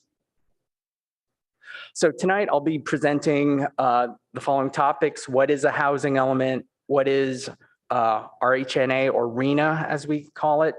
The PTC's role and responsibility in the housing element update process. I will be highlighting the revisions that were made to the November 2022 public review draft. I will summarize the public comments received. We'll talk about the addendum, the environmental review for the housing element, and lastly, next steps. So what is a housing element? It's one of the mandated elements in a comprehensive or general plan. And it is the only element that requires approval by the state. Next slide. And as part of the housing element, you must have a housing plan, which are programs to help increase housing production while addressing these other topics in the housing element, including fair housing, affordable housing, and also reducing governmental barriers. And what is new for this housing element cycle is the fair housing requirement, in that everything must be viewed through the fair housing filter. And that has led to some of the more complex issues in a housing element. Next slide, please. And then following, what is RHNA, or the Regional Housing Needs Allocation? Basically, it is a jurisdiction's fair share for current and future housing growth. And next slide. And it has been determined that for the city of Palo Alto, our fair share of housing from 2023 to 2031 is 6,086 units, broken down into 4 income categories. And as you can see for reference, what the annual income is for some of those for those income categories. Next slide. And for the PTC's role and responsibility in this housing element process is to review and recommend to council the 6th cycle housing element. We're in the 6th cycle as an amendment to the comprehensive plan, and also to consider the environmental review document, again, the addendum that has been prepared for the housing element. Next slide. And just to take a step back, in November of 2022, the city released a public review draft housing element. As a requirement, the jurisdictions are required to release a draft for a 30-day public review, and that was done in November. And as part of the 30-day review, there was the joint meeting on November 28th between the PTC and council. And at that meeting, additional revisions were made to the public review draft. And based on those additional revisions, those were included in the HCD submitted draft, and that was submitted to HCD for their initial 90-day review on December 23rd, 2022. Next slide. And as part of the HCD submitted draft, as mentioned, there were 4 programs that were added to the HCD submitted draft. And those 4 programs, as well as other minor revisions, included a lot consolidation program, SOFA objective standards. SOFA, I'm sorry, a lot of acronyms. Stands for South of Forest Area Coordinated Plan, but it was to create a program to make to prepare objective standards for that coordinated plan. A program that required the city to do annual zoning updates to be consistent with state and federal law. And the last one is an administrative program, if you will, but the city is required to provide an adopted housing element to the city's water supplier within 30 days of adoption. So that was added in as a requirement. So to highlight, to details some of these 4 programs. Next slide, please. So this is the proposed language for the lot consolidation program, understanding that many of the city's lots are smaller than 10,000 square feet. And so to help encourage larger lot sizes, the city is proposing a lot consolidation program where we'll look at different incentives, again, to try to encourage further lot consolidation. So some things that are being considered include graduated densities for larger lot sizes, potentially relaxing some other development standards such as setbacks, or increasing FAR, or even lot coverage. So in the future, the staff will be reviewing some of those potential incentives for the consolidation program. Next slide, please. The next program that was approved is SOFA Objective Standards. Again, SOFA stands for South of Forest Area Coordinated Plan. And the city recently went through preparing objective standards, but it did not for the SOFA plan. So this is another program to help reduce governmental constraints by preparing objective standards for this area. Next slide. And this is more of a catch-all, but for annual zoning updates to be consistent with state and federal law. So with this program, moving forward, the city will be undertaking annual zoning updates. As you know, the state has been making a number of changes, even for housing legislation, I think. And so this is codifying those annual changes. And next slide. And lastly, this is the requirement to provide an adopted housing element to the city's water supplier. In this instance, we would be providing it to our own utility department within 30 days of adoption. And that, I believe, is a state requirement. Next slide. And so those were the 4 added or approved programs. And then in addition to those 4 added programs, in the HCD submitted draft, we put together a summary of the public comments that was received during that 30-day review. And so there were basically 10 themes. The first is comments about the city's site inventory and the future availability of identified properties, whether they were available during the planning period. Secondly, there were concerns about environmental and infrastructure constraints regarding traffic, intersection safety, bike and pedestrian safety, particularly in the area where the city proposes to upzone GM and ROLM in that Charleston, San Antonio area. Programs should be objective and quantifiable. And so we are looking how we can do that with our programs to have more objective and just some firmer language. And comment or theme 4 is the city's existing zoning and development standard create constraints. And so we do have a program that will look at government constraints to see how we can, for example, expedite certain permits, less processing time. And also along the same lines, application processing timeframes create a constraint, therefore increasing residential, increasing costs. And so looking at reducing application processing timelines. Next slide. There was comments about public participation should be fair and equitable to all. Another theme was to look at how can we encourage greater affordable housing or enhance affordability through fee waivers and other incentives.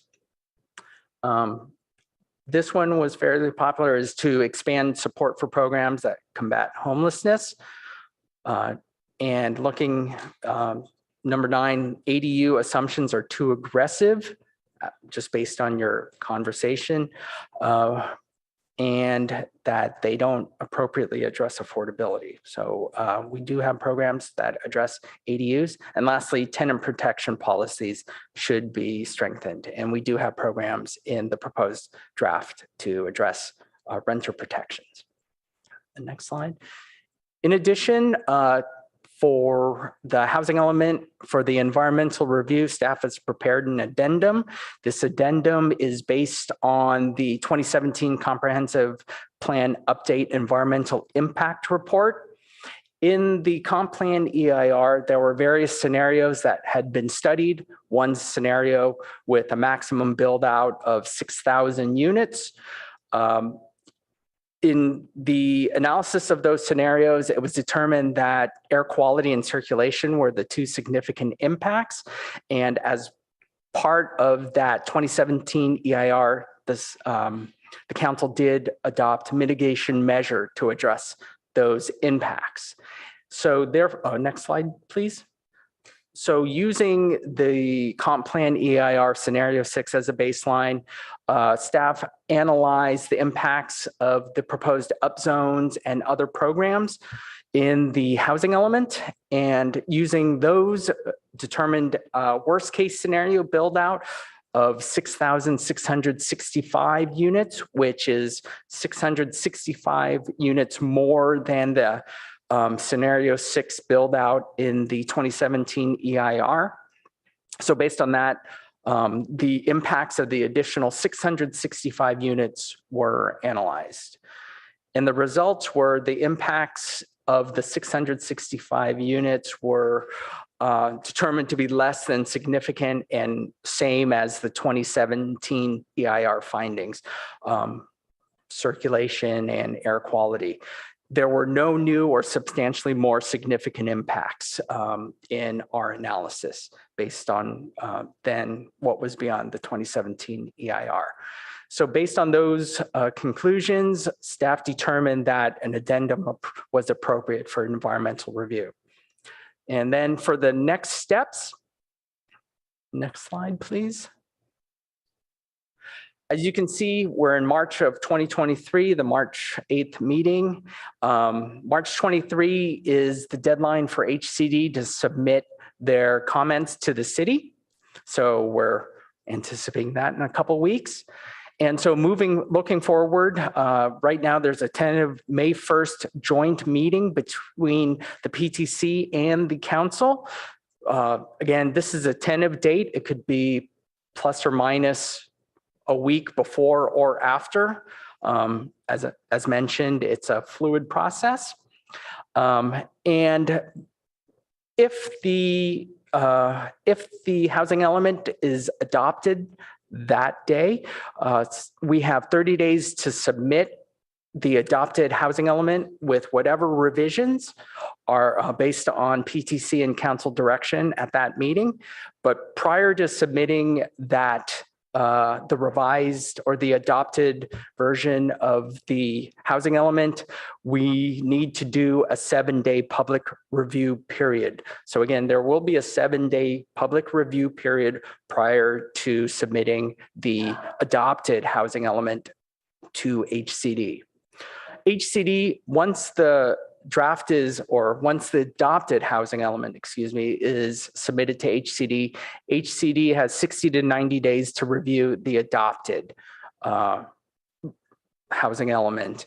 And then based on that, we'll see whether we receive a letter of substantial compliance from HCD. And if not, then discussions will continue with HCD in order to get a compliant housing element. We anticipate that to be late summer.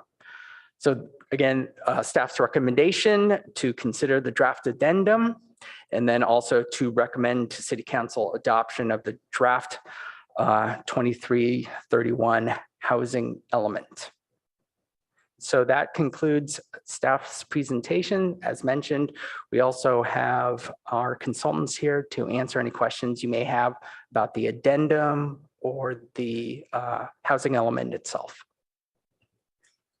Thank you very much for that. Very thorough. And unless I have clarifying questions, because I'm sure we'll have lots of discussion about this, I'll go to the public. Clarifying question. Go ahead. Can you go back to slide 18 and explain the 665 units again?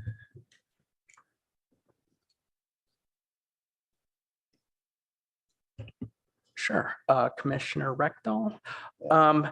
Yes, it was looking at sites that, in terms of analyzing impacts of upzones and implementation, we were a little more for the upzones, we increased the density. Again, this is worst case scenario, and implementation of programs reflected in the housing element primarily the enactment of the HIP, that Housing Incentive Program throughout the city. And based on that, we looked at how many more units I would create, but then also we subtracted some units based on the loss of square footage from the GM ROLM area. And that's how we came. So, The delta, yes. so this slide is saying, well, suppose we are really, really successful and we get a lot of housing. What's the worst impact on the environment? Is that what this analysis is doing? The maximum build out, yes, would be the 6,600. Okay, so we were being units. pessimistic from the environmental standpoint, but optimistic from a housing production standpoint. That is correct. Okay, thank you. Any other questions? All right, why don't we go to the public? I know we have at least one person in the room, so. Yes, we have one in person and I see 4 raised hands on Zoom. So first in person, Renee.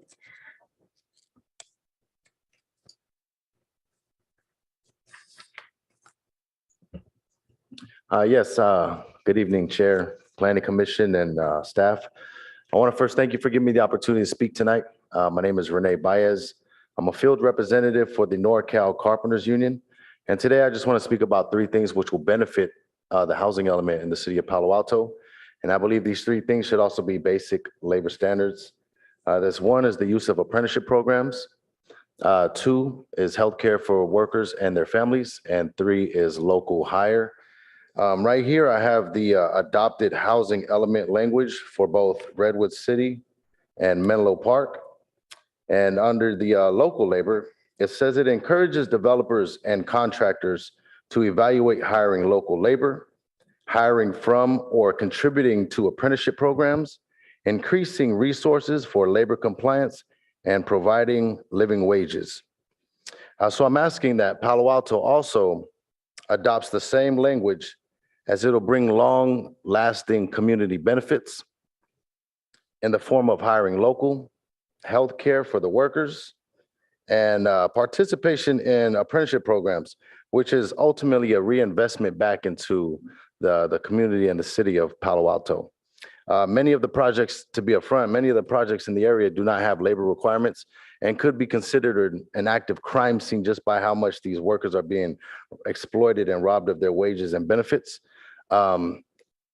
It's something that's reoccurring, but by adopting these labor standards, I believe that the city of Palo Alto, one of the most influential cities in the state of California, by adopting this language, you and then walk away with the money, right, and leave us with the mess. But I believe the city of Palo Alto is better than that, and I believe by implementing this labor language, such as Redwood City and Menlo Park has done, I believe we can make a difference for the future housing element. Thank you for your time. Thank you so much for coming to speak to us tonight in person. Awesome. Thank you, guys. Next, we have Hamilton. You can unmute yourself. You have 5 minutes. Thank you. I'm not sure when we're supposed to speak, so I am a member of the city's Housing Element Working Group, and these are my personal comments. Staff, my 2 comments are around the densities of housing over the public parking and of ROM GM. So to start with public parking, staff said 62.5 units per acre for low-income housing over parking was a mistake, and they reduced it to 50 units. Obviously, I think we should make it 62.5. However, the language is ambiguous. They might have meant that they will still allow a maximum of 62.5, but the realistic is 50, but I did not see that language and I haven't had tons of time to review it. So I'd like to ask the PTC to follow up with staff. Remember, we want to these are in downtown like University and Cal Lab. They're in areas that are already built up. These projects are our best opportunity to offer truly below market housing because essentially the land is free from a development perspective and allows us to substantially reduce the amount we need to charge for monthly rent for the low income housing. So there are best opportunities. So we want to maximize housing, not minimize housing. And when you follow up with staff, you know, I know at one point they were considering other uses besides housing for these. So I want to make sure they're not trying to slip in any retail, ground floor retail or anything like that. But we want to make it at least 62.5 density. The second one is the ROM GM. I remember Eric Filseth talking about 90 units, and I noticed that staff put in 90 units for the properties closest to 101, and then 81.25 elsewhere. But again, in the comment at the beginning, it was ambiguous. They said they were reducing it from 81.25 to 65 units. And we don't want 65 units to be the maximum, but it may just be in the front comment they weren't specific enough, because I saw a table later on that said the maximum was 81.25. So in summary, make sure that the maximum density is 62.5 for parking lots, 81.25 for ROM GM, except where they've said it can be 90 along 101. Thank you. We want to maximize the housing in these areas which have less impact. Thank you, Mr. Hitchens.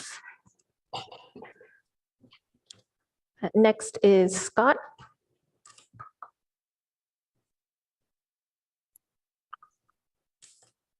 Hi, thank you. So I'm on the board of Palo Alto Forward, but I'm speaking for myself tonight. I wrote in about this. I'm concerned that if the city adopts the housing element before certification, and this possibility was raised in the staff report, that it increases the uncertainty about when the city will be in compliance. I suggested a developer might sue the city to force adjudication of substantial compliance, shifting the decision point from HCD to the courts, which was maybe not the primary intended review audience as the housing element was being drafted. And we just don't have as much information about what passes judicial as opposed to regulatory muster, which might vary from judge to judge. Yesterday, YIMBY Law initiated a lawsuit against Sausalito, a city which adopted a housing element before certification, challenging the compliance of their self-certified housing element. So I stand corrected. It does not have to be a developer filing suit against us. One reason to think Palo Alto might also be subject to such a lawsuit if we were to adopt based on a self-certification strategy is that YIMBY Law is part of a coalition that is already suing us, demanding that we clarify applicability of the builder's remedy. We were served on February 16th. The nightmare scenario for the city would be if HCD doesn't raise any AFFH or property owner outreach concerns in their initial review letter, but then a judge effectively rules that HCD was being too permissive. That would increase clarity about the builder's remedy applicability while setting back compliance by months or maybe a year. That's a long time for Southern California court cases to be working their way through the court system, clarifying to developers what the rules are. As other municipalities adopt certified elements, statewide developer interest would concentrate on fewer and fewer cities like us. Instead, you could advise going all in for HCD certification on draft 2. Execute well, and we could get certification early this summer, as Mr. Wong was suggesting in the staff report, with almost zero chance of the housing element going before a judge. Also, I second Hamilton's comments about city-owned parking lots and GM zoning. We shouldn't be reducing these commitments, and it is also possibly another avenue of attack and going after the housing element. Thank you very much. Appreciate all your efforts. Thank you. Next is Michael. Good evening and hello. I'd like to fully associate myself with what Scott said. He is better informed on the subject than me, and I would like to emphasize that I am speaking only for myself. One additional point I would make, and this is a little bit more speculative and perhaps a bit lower information on my part. Attorney General Rob Bonta already has his finger on the scale against cities that are trying to wiggle out from under the builder's remedy, which with some degree of ambiguity, which is going to be clarified over the next few years, I imagine, through the court system. He's already making an example out of Huntington Beach and Palo Alto, be it from media, the state, other cities with an eye on us. We're already under a magnifying glass. If the city council is going to attempt to throw what is effectively a self-certification Hail Mary, in addition and on top of the bad faith they've already shown through this process, including by going up to the very limit of a potential Brown Act violation by choosing the housing element working group off the record and on a weekend, I would strongly encourage your committee from not enabling them further and not following them further down the bad faith rabbit hole. Thank you so much. That's everything from me. Thank you, Michael. And lastly is Liz. Yeah, hi, thanks for that presentation. I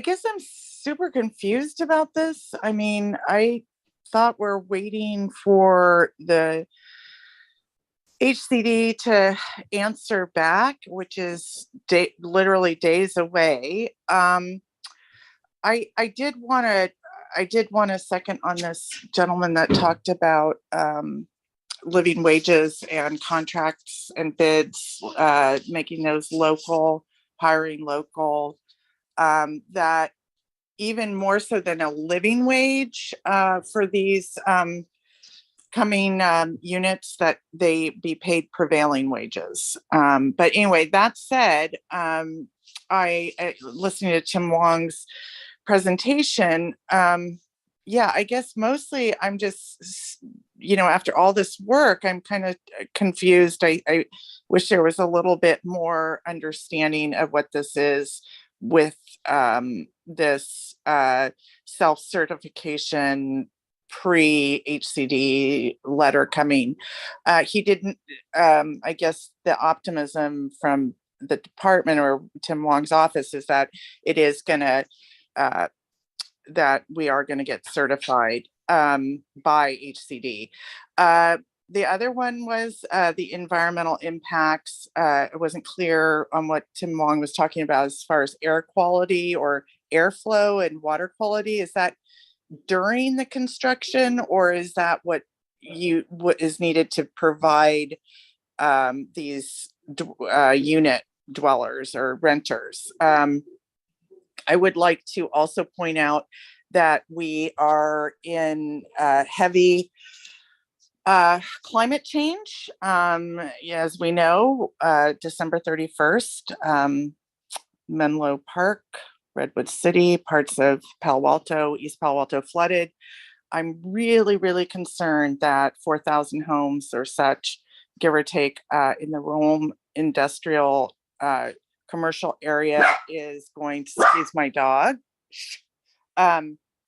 is just not feasible at this time without having a plan in place, drawing up what that community, it's essentially a whole new small town that would be built over in that area near the freeway, and how that would impact air quality, water, all kinds of things, transportation.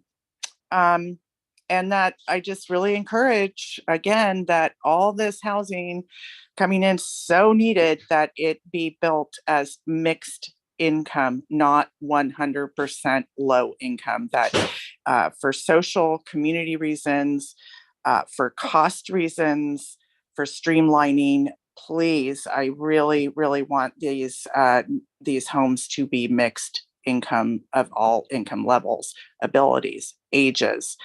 And that's it. Thank you very much for your time. Thank you. Was that our final speaker? Yes. Okay, thank you to all the speakers, and that brings it back to the commission. So I don't know how you guys want to go about this one. If you want to discuss the addendum first, or the four council issues, or for council issues first? Okay. All right. We will do that then. And I see Commissioner Rectal has light on. Oh, okay.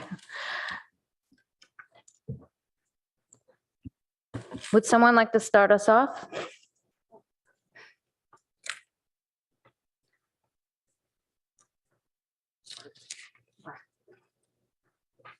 Thank you. Commissioner Heckman? Yeah, I want to start over actually a comment and then a question. So the comment, just to make sure we're all on the same page here. Staff in their slide and Mr. Wong used the term worst case scenario a couple of times. And I don't want anybody watching to perceive that as some sort of editorial comment from Mr. Wong or staff. In fact, it's a term of art.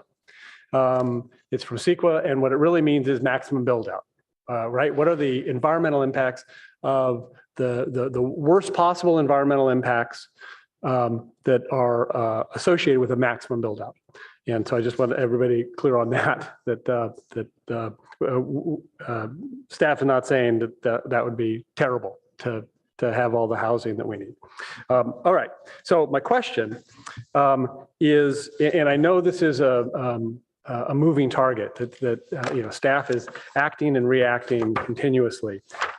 So in the staff report at packet pages 74 and 75, there are these 4 items that council directed revisions on.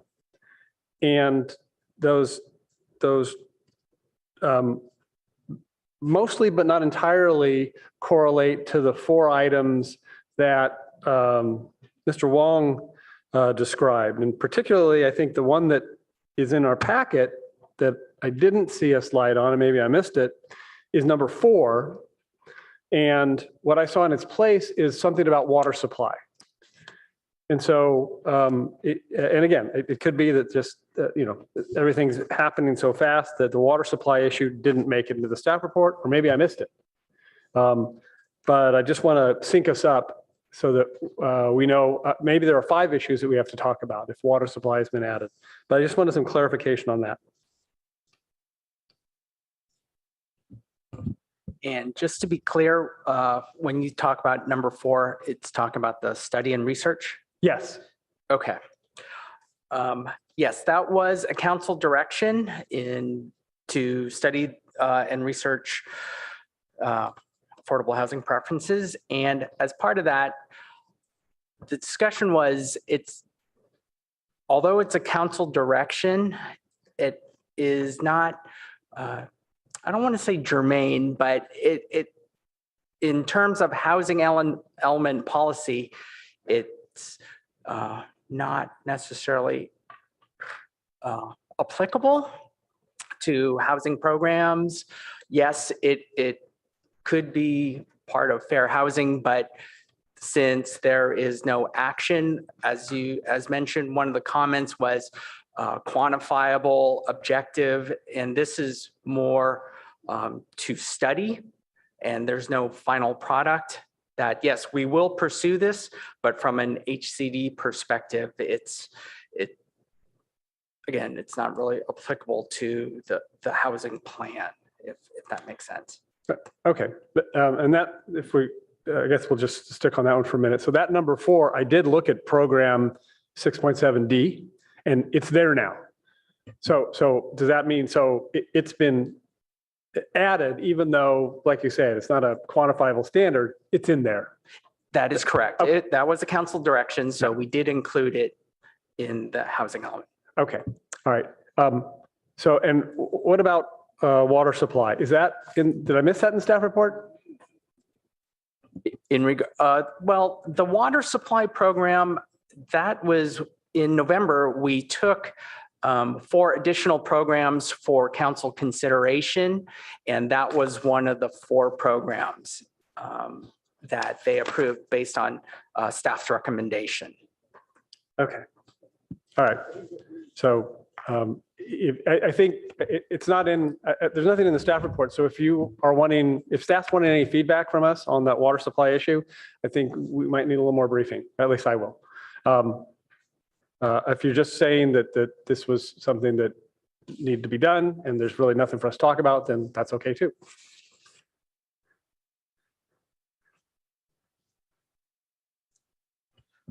In regards, staff just wanted to point out that this is an administrative program that was included in the housing element, but there doesn't require PTC feedback. It's more of an administrative. Okay. Then the only other things I will note is, again, looking at packet page 74, the first 3 items that council directed revisions. I do see in program 1.5A, the language that's stated here for number 3. For number 2, program 1.4A, I do not yet see the second half of this clause, or for any workforce housing for city and school district employees on city-owned parking. So that concept, just to make sure, again, I'm not missing it, is it seems like that concept is supposed to be folded into 1.4A, but it's not there yet. That is correct. And staff apologizes. We did make a note of that in the staff report on page 71, that second portion about workforce housing for city employees and PAUSD. I see it. Was omitted, and that will be included. Okay. In the future HCD submittal. All right. And then item 1, I think what's happened here is this was just kind of a generic description. So because when I looked at 1.6 and 3.8, I didn't really know what changes you might have made to do what you describe here generically. I just want to make sure you did those things. Yes, all of the council's directions have been included in the HCD submitted draft. All right. Those are my questions. Thank you.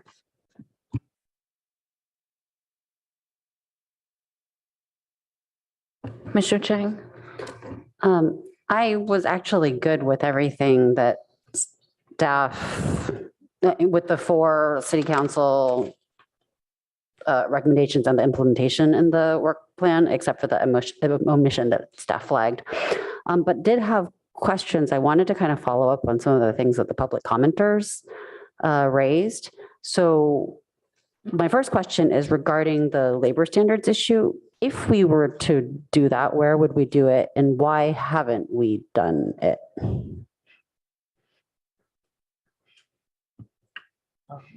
Vice Chair Chang, for 100% affordable projects, we already do require prevailing wage.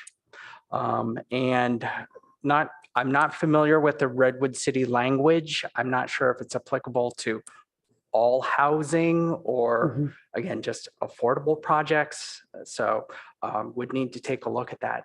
Okay, but that's good to know that it's there for all 100% affordable, where the city itself would be involved in the building of it. Correct. Okay.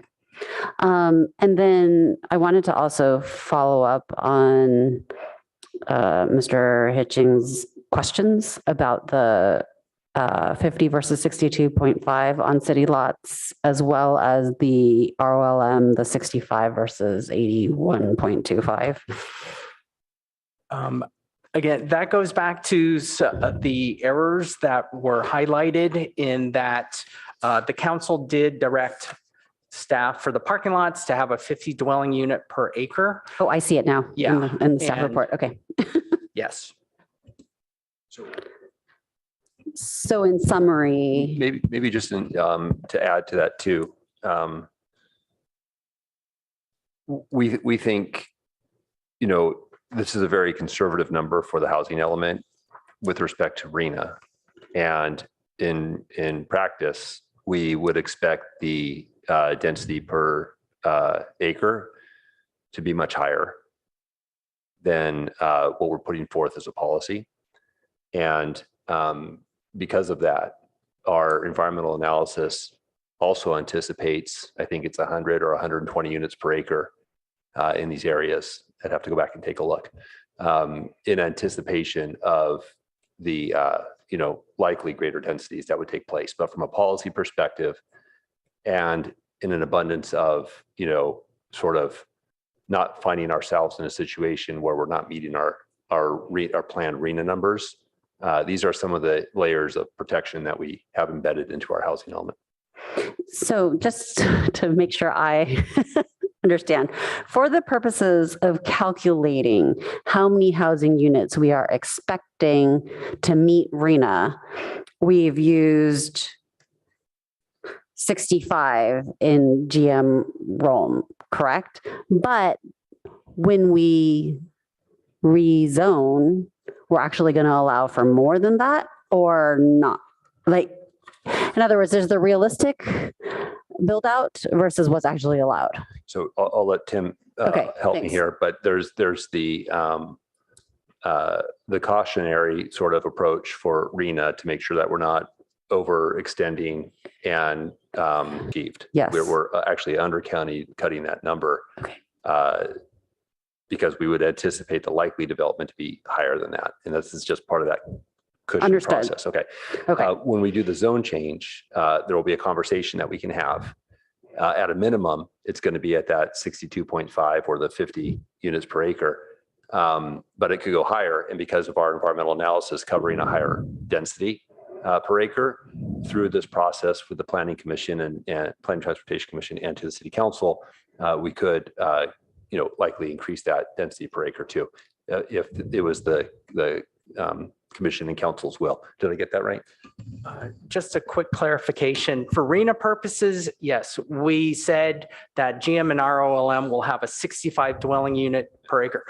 However, the council directed that to rezone it up to 90 dwelling units per acre.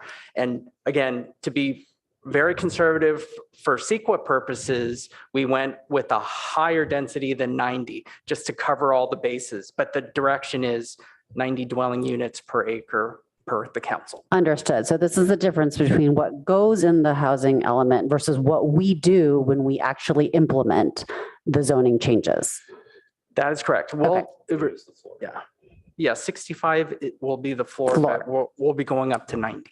Perfect. Thank you. That's really helpful. And I just wanted to make sure that the public could hear that too.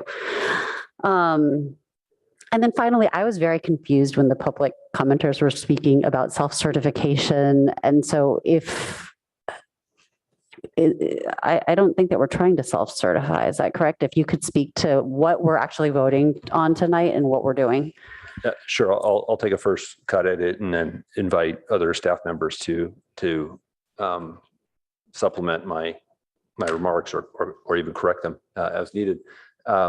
We're not looking to well, so let me take one step even back further, because there's been some questions as to why are we here now before we've even received the HCD's comment letter on our draft. And so, and Tim spoke to this in his presentation.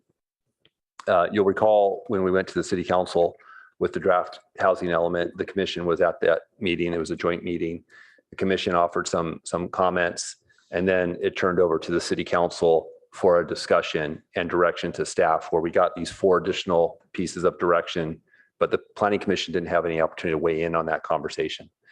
And so what we were wanting to do tonight is to make sure that the Planning Commission and the City Council were at the same baseline, so that when we do get those comments back from HCD, we're starting with a strikeout, underlying version from the same place from where the City Council was. And after your review tonight, we can really focus in on the change as opposed to what went to HCD. So that's why we're here, is to just make sure that we're at that baseline. And then with respect to, certification, we can't certify. We don't have that ability to do that. Only HCD can certify our housing element. What we can do is adopt a housing element that we believe, based on findings that we would make, that it's compliant with state law. And part of the staff responsibility is to, since we are not in compliance today, is to advance this to the city council as reasonably possible, with the option for the council to decide to adopt the revised housing element in response to HCD's comments. And then we can send that down, back to HCD where they can review it again. That's the process. That's not self-certification. That's just us saying, thank you for your comments. We've incorporated them, and we believe that we have a compliant housing element. Thank you so much for the clarification.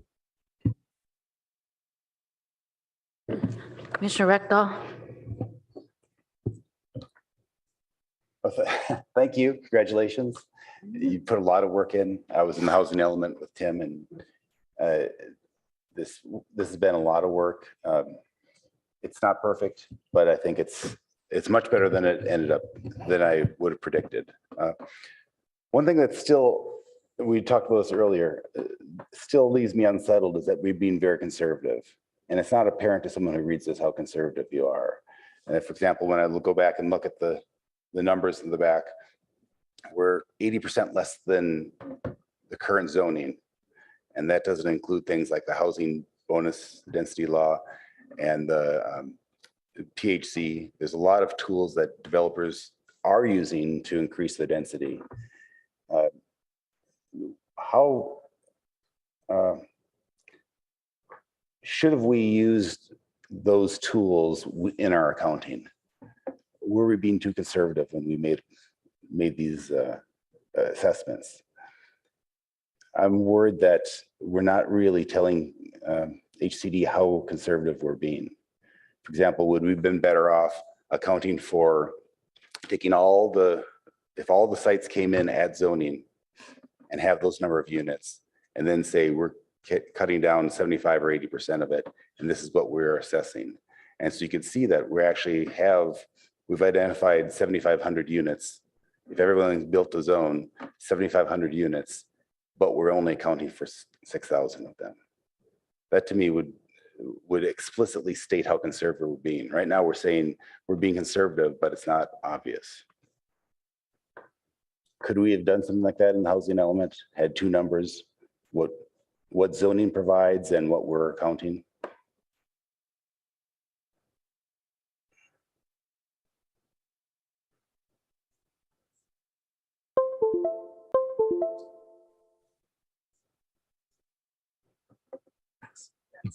Yeah. So again,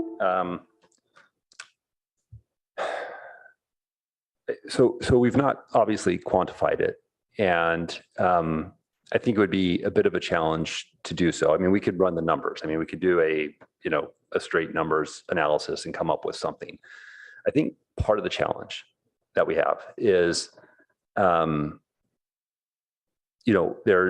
there's what you could build by the numbers, maximum unit yield, and there's a realistic, capacity that you can generate based on any number of, development constraints, zoning factors, or, whatever. And so, we've done that analysis too, right? So that's reflected. And I think that's pretty typical and not uncommon. So while that is a measure of conservative, being conservative in it, I think it's, a pretty common approach throughout the jurisdictions to do that. So the 80% that we used, where did we come up with that? How did we choose 80 as opposed to 65 or 90%? So Brenna, do you think, Brenna, do you have some recollection as to how we got to 80%?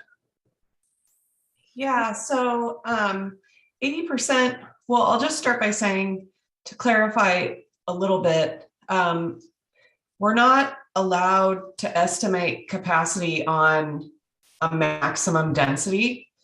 So we either need to use the minimum density that's prescribed by that zone, or we need to use trends. And so in the case here, we used recent development trends to come up with that 80% realistic thought of what would be achieved overall. But when I look at PHC applications, they're much, much denser than what the zoning has. Sure. Thank you, Brenna. PHC though is a very different application type, right? It's and you know, we use the PHC in part to help inform this process a little bit about what would it take to build housing in Palo Alto. As an application process for developers, it is not something that we would, you know, like to continue to advocate for or advance. And the reason for that is it's an arduous process and it lacks, you know, predictability. You have to go to the city council, you know, for a pre-screening, followed by the planning commission, followed by the ARB, back to the planning commission, and then back to the city council. I mean, that's a really long process for a housing development. So what we're trying to do is take the information that we've learned from that and apply that to objective standards, either through the housing incentive program or through adjustments to the base zoning, and be informed by that process, but also, you know, create a much more, you know, streamlined review. And so all of those are programs that are included in the housing element. Using PHC as a, you know, is helpful to us, but, and Brenna can correct me if I'm wrong, I don't believe we relied on those for our unit projection for, you know, this 80% threshold. We didn't, right? We did not use PHC, and to provide more information on the housing element itself, table 3.2, excuse me, as Brenna mentioned, shows trends, and these are entitled and proposed developments. And to use that 80% capacity, we went with entitled developments to justify the 80% capacity. So you looked at what was built, but if we have a site that's RM40, isn't any new development going to be very close to 40 units per acre? In the past, it hasn't been. Yeah, so this is part of our analysis that we're doing, and we'll be coming back to this body in the, you know, before the end of the year. There are in our multifamily zones a lot of development standards that would limit your ability to achieve that kind of density. Okay, so it isn't just an FAR issue or a density issue. There's other things. There's landscaping requirements. There's daylight plane requirements. There's parking requirements. There's, you know, setbacks on corners, side yards. We have a lot of development standards, and these are things that we've been studying. We've had consultants take a look at the, you know, build out potential based on all of these development standards that we have. And we've checked that to an economic analysis to find out, okay, if you can build it, you know, would you build it? Does it make sense to build it? And so we're still in the process of working through some of those analyses. But I can tell you, you know, preliminarily, we would anticipate making some adjustments to those standards. So you'll have a chance to see that. And we're going to try to incorporate those, I believe, through the housing incentive program. Okay, thank you.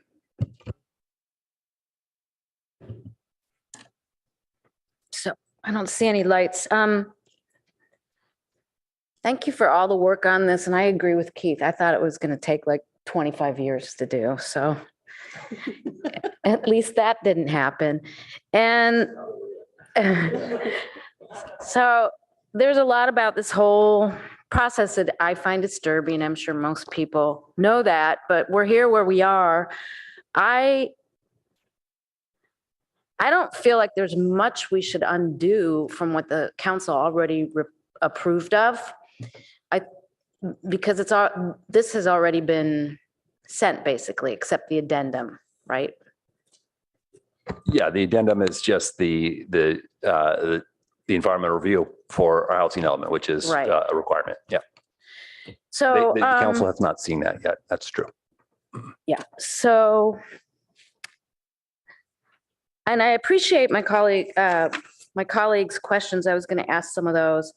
I also wanted to ask if, when reviewing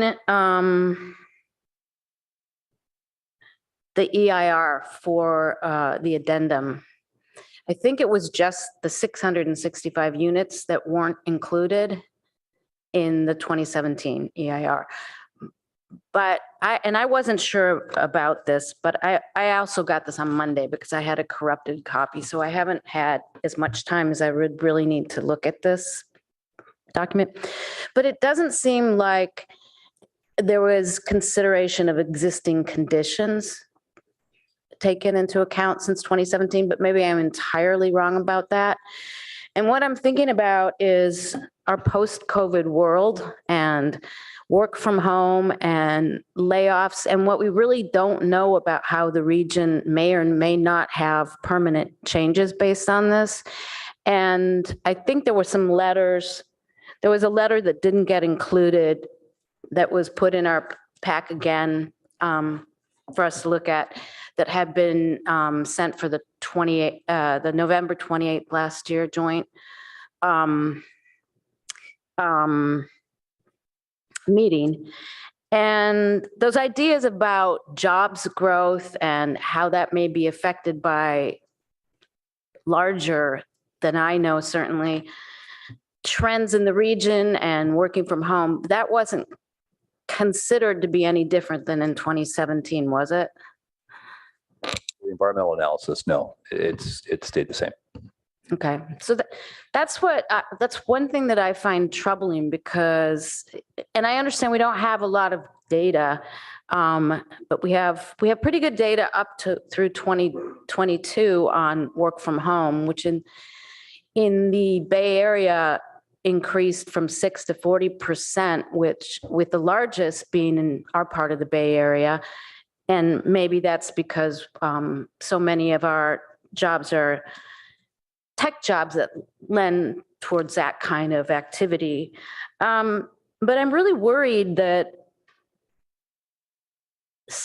and I don't know how you could have done this, but I think we need to think about this going forward, is how those changes may become a permanent part of our region's functioning and our society, and that it will really change, not that you can do this, but will change some of the assumptions that HCD has made. So I just wanted to get that out there, and I'm not sure that those notions, though they were in that original letter that was in the packet for last November, I don't think they've been addressed in any way. And maybe that's outside of the scope of doing what we have to do legally.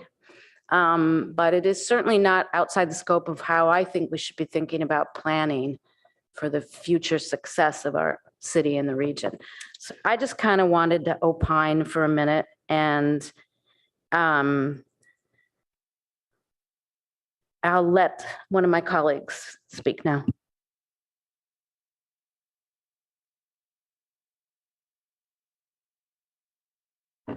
Go ahead, Commissioner Templeton. Looks like it's my turn. All eyes are on me.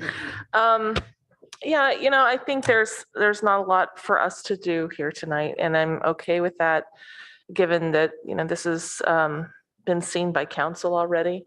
So I appreciate Commissioner Chang bringing up some of the questions I was thinking of about,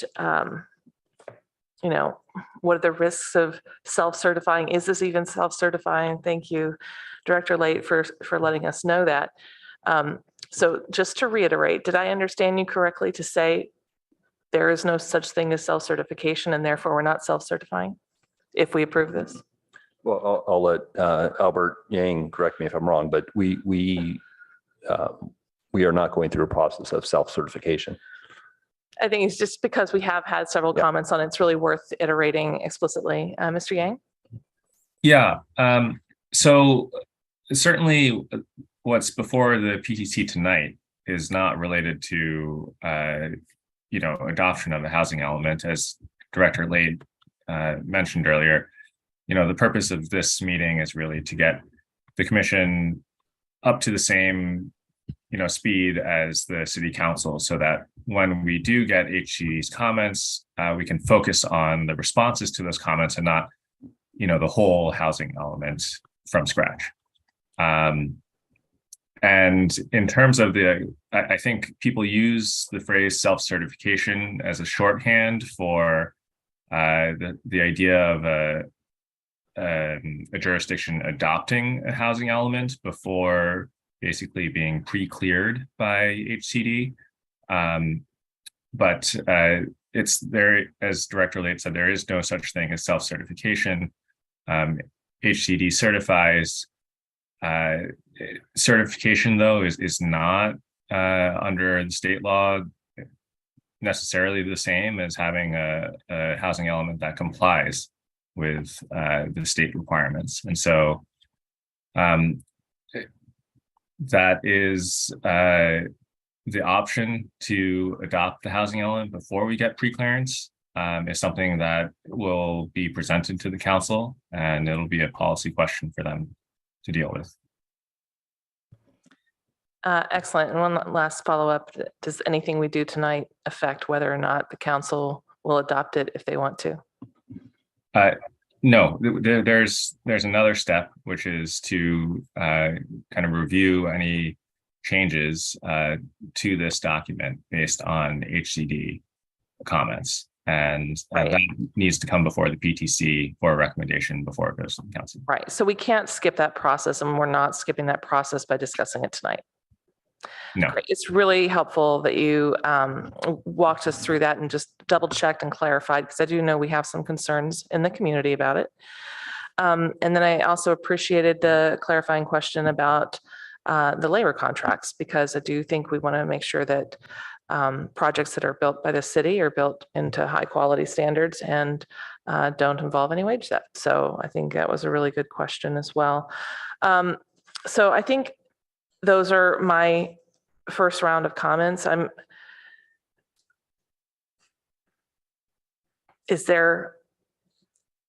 Do you have on your slides, did you have a list of things you wanted us specifically to comment on that we haven't commented on yet? You had that 1 through 10 list, but no. Okay. No, no specific items, just to establish that baseline. Great. Thank you. That's all for now. Thank you. Yeah, can we go to slide 21, the timeline? So at the end of the month, 21. Yeah, so at the end of the month, it's March 23rd, HCD is going to give us comments. Is there any particular reason we're waiting to May 1st to turn that around? Could we honestly, could we turn that around in 2 weeks? What?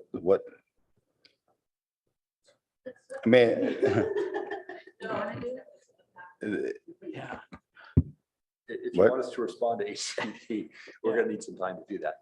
Right. We're expecting a comment letter, and we're going to need to update the housing element. So it's the staff work, the consultant work to, consider HCD's comments, look at what we might need to do to change the document, respond, add more programs, modify. So I mean, there's so basically you're saying we're booking time because we think it's going to be very substantial comments. Well, yeah, I mean, I think we've talked about that, right? We expect, based on what we've seen from other jurisdictions, that, we would get we would anticipate a robust comment letter. That said, I think our staff and our consultants have done an amazing job. And, we'll be looking at the comments and just want to really understand, how we already know there's some things where we're going to have to make some adjustments before we even submitted it. Yeah, I'm just very nervous. We're not in compliance now, and I really don't want to waste any time, but you think that we're going to be hard stretched to get an answer done in a month? Yeah, I think this schedule is ambitious, and it reflects our shared understanding of the community's interest to have a adopted housing element as soon as possible, but we also need to do the due diligence and have a thoughtful consideration of HCD's comments. Otherwise we're just going to get in this loop, and we want to minimize the number of revisions that we can. And so we'll submit our changes then, hopefully around in May sometime. Well, no, we'll present to the Planning and Transportation Commission and possibly the City Council at a joint meeting, a revision to the document. And, presumably there's going to be some changes and additional guidance and direction that we'll get from that meeting. And then we'll need to make those changes with our consultant. There's prep work. And so we would probably send it off to HCD whenever we're able to make those changes. I'll just ballpark it and say, We have 30 days. 30 days of adoption. So early June. okay, so early June, if that gets, if the council gives us the direction to adopt it, we would expect to turn it around in about a month. Okay. And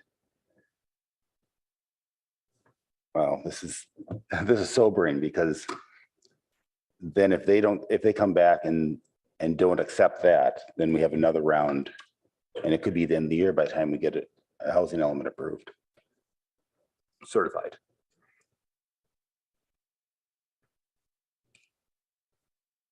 I mean, this is what we've understand from Southern California, from other jurisdictions going through the sixth cycle here in the ABAG region. It's taking at least 2 rounds, and in other instances 3 or more. Okay. Thank you. Commissioner Chang. I mean, it just is the reality of, I think it's just the reality of the situation. It's HCD has taken them a long time to get through so many jurisdictions and to give the extensive feedback. So there's not much we can do about it. It sounds like we've finished our comments on the city council programs. And Chair Suma started commenting on the EIR changes. So I'm hoping that we can move on to that. If everyone is Is everyone- finished, yeah. And Commissioner Heckman's light was on, so. Yeah, I actually hadn't commented on that half. I had some questions, but then I passed on. Go ahead and So comment. I could do those. I mean, I could make my comments, and I'm happy to move on to the environmental aspect. Okay. So why don't I go ahead and do that? So as to the 4 items that the 4 amendments that the council directed, 5 if we include the water supply, I suppose, I'm supportive of those. And ready to support a motion to recommend those. There was a letter that from that came in, that I just saw it today, from Mr. Levy, who is a frequent provider of great trending and forecasting information for the PTC, suggesting that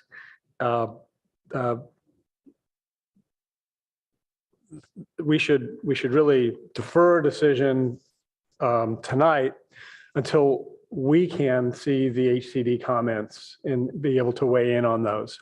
And while, it is generally my preference that we get to see things, planning things before council, in this particular instance, with the timing constraint we have, I think it hurts the process more than it helps the PTC to do it in that direction. So I understand why, staff has laid it out this way, and I'll look forward to, seeing those HCD comments when they come in, and then to the joint session with the council, whenever that is, May 1st. I did have that's why I'm supportive of, let's get through this tonight and move it back to council. I did have a question So, we're moving through this process to adopt a new housing element, and we will, and it will get eventually certified by HCD.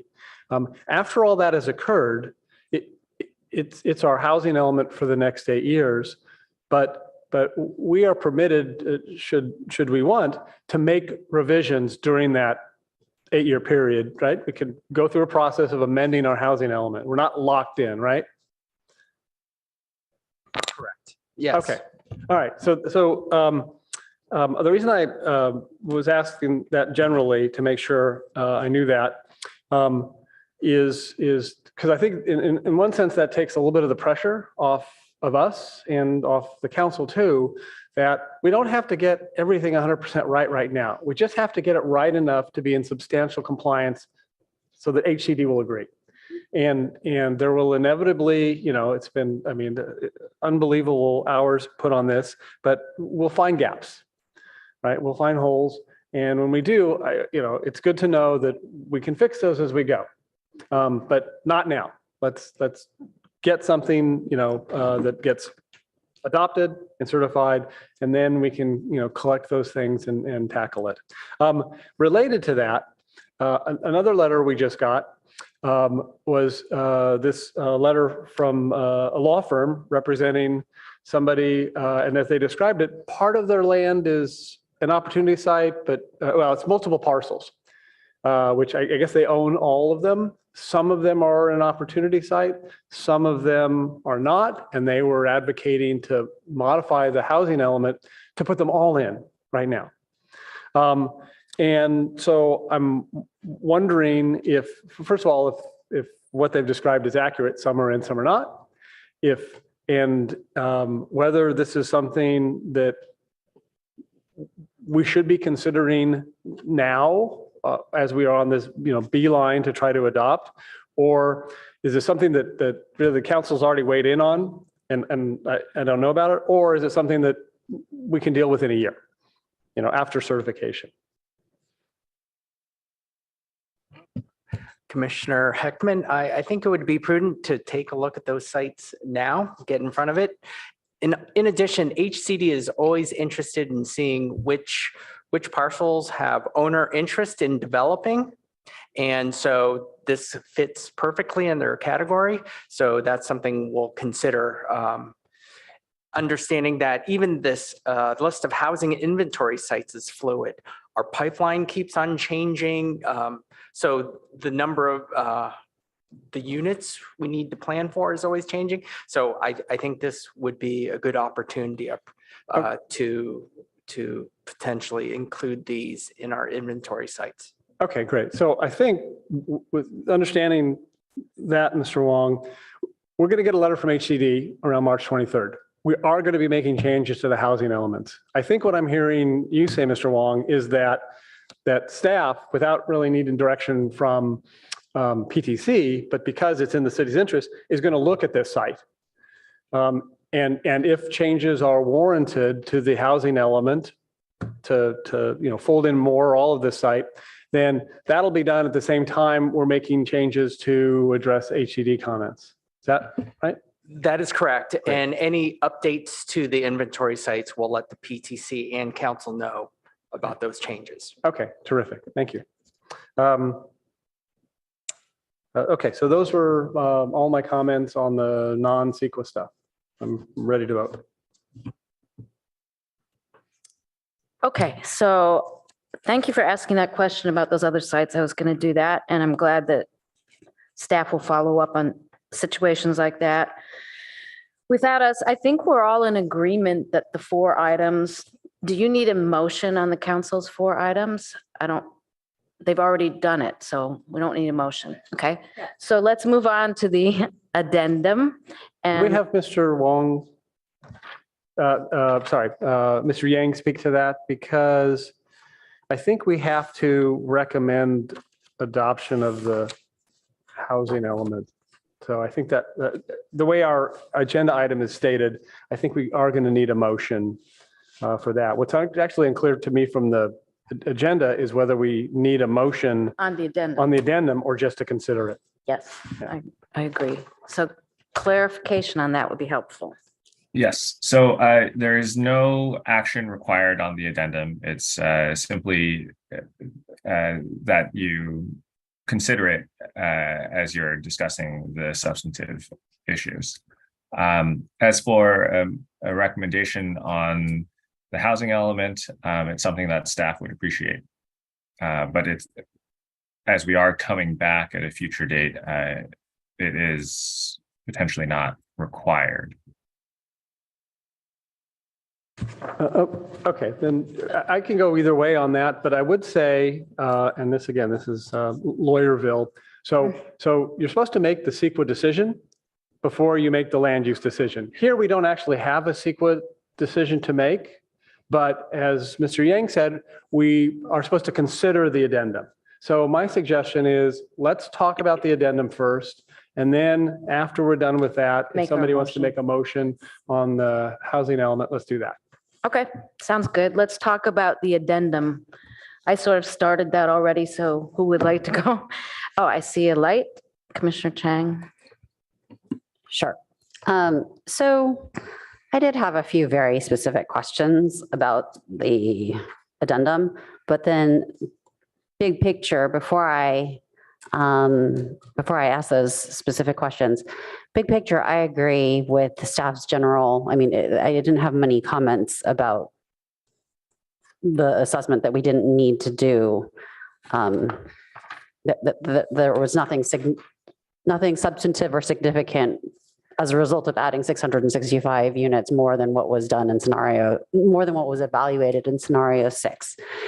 However, staff on packet page 85, staff says that CEQA guidelines say that a subsequent EIR is not required unless several things happen, including new information of substantial importance, which was not known and could not have been known at the time the previous EIR was certified. And I do wonder about that, much as Chair Suma has highlighted, the pandemic happened, which is probably the biggest thing that's happened in I don't know how many years, and it's drastically changed our traffic patterns, and we don't know how to predict that. Furthermore, if this was done in 2017, I think a lot of or if the original EIR was done in 2017, a lot of the data was based 2 years earlier, 2015. And I know that there have been significant changes, at least in the news cycle, about water, about fire, all because of climate change. I think we've learned a lot about climate change in the last 7 years. And so I do wonder if there isn't information of substantial importance as relates to our overall 2030 comp plan, but not with respect to the housing element per se. And so I just think as a city, we should probably be looking at some of this stuff, but I don't think that it would affect my vote on the housing element. And I see Councillor Yang popping up. Yeah, I just want to make 2 quick comments in response to your thoughts, Vice Chair. First, the subsequent EIR is only required when you have new information of substantial importance that couldn't have been known, that shows that there's going to be a new significant environmental effect. And so while there may be new information, related to work from home or other trends, we would need to see that that was increasing the environmental effects from what was, previously studied. And I don't believe we met that threshold. And then while there may be implications for other parts of the comprehensive plan, as you mentioned, this is focused on the housing element, and that's the scope of the review for this document. Thank you. Thank you. There was one area that I was a little bit more concerned about, which is on water usage. And I know there's a section in the EIR about that.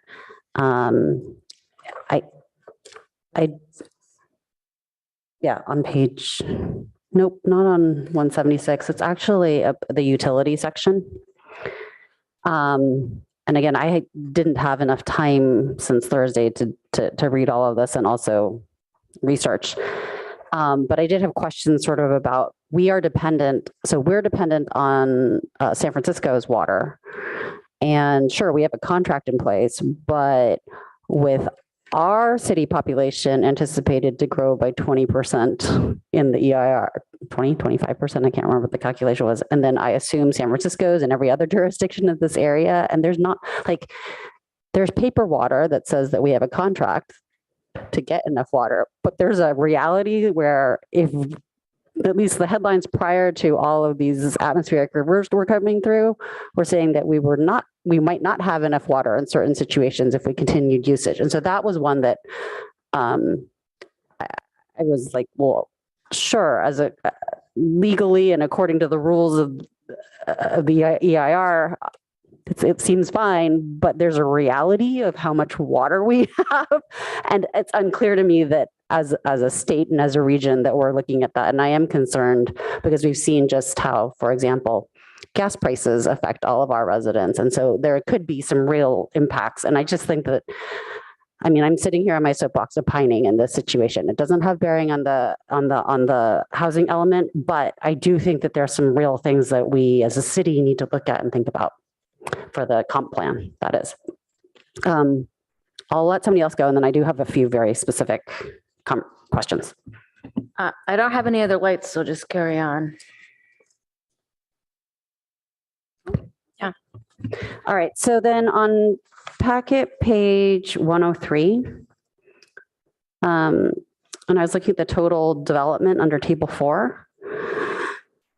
So the table says that the new population is based on Palo Alto persons per household of 2.51. But when I was looking at it looks like our new assumption of 2.51 per household is different from what the comp plan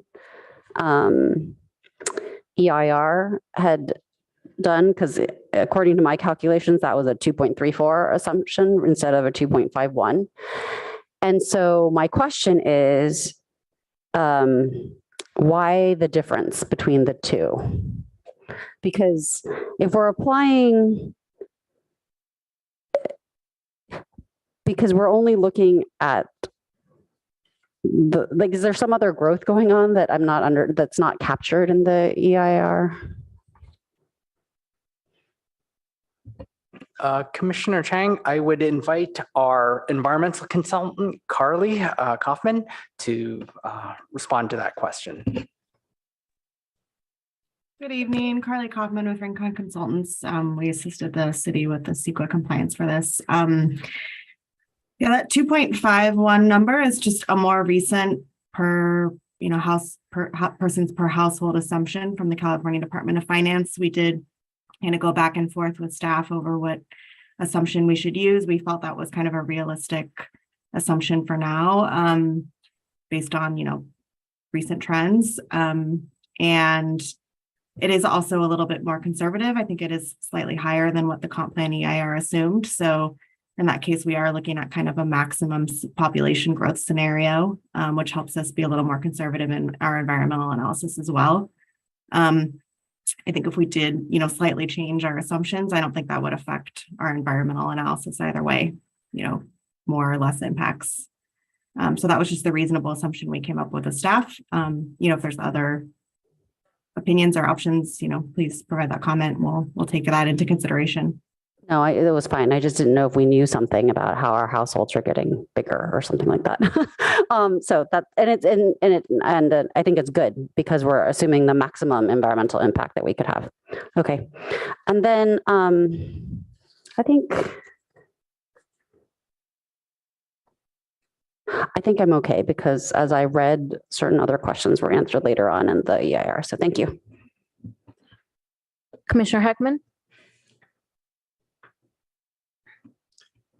So how fortunate are we that back in 2017, the worst case scenario we looked at was 6,000, which was more than 3 times the RENA number back then, right? Something 1,800 or 1,900, right? I mean, if our worst case scenario there had been just to double it, like 3,800, right, which would have been reasonable to make that a worst case scenario, we would have landed now really beyond what an addendum could do. And having to do a subsequent EIR or a supplemental EIR, and those take a long time. And there must be jurisdictions that are stuck with that. And, you know, you've got to adopt the environmental document before you can adopt the updated housing element. And so those jurisdictions are in a world of hurt. So kudos for the foresight of, you know, the people who decided back in 2015 that our worst case scenario had to be so aggressive because it really has allowed us to condense this schedule and, you know, come a lot closer to meeting our timeline than we would have been in another scenario. So that's what really struck me is that we, you know, got lucky through good planning. How long did the 2017 EIR take? Do you know? I don't have the exact time frame on that, but yeah, probably a couple of years is probably a good guess. Yeah, and that's, I mean, you know, that's a major, I mean, you know, an EIR is going to take 15 months, and a complicated one, like planning the housing for a city for the next 8 years is, you know, going to take longer. So, so I do think that this addendum is the right tool to be using here because we've looked at the impacts of 6,000 residents. Now we've got to add 665 more, and so that's the focus of the addendum, as it should be. And so I think it was done right, and I'm, you know, happy to have considered it before I vote on the recommendation to the council for the housing element. Commissioner Chang? Sorry, I did have one other question that I missed. So at one point in the staff report, it was mentioned that about 35% of the RENA is in the GM and the ROLM rezone areas. A lot of those are also close to 101. Do you know how many of those are within the 500 feet of 500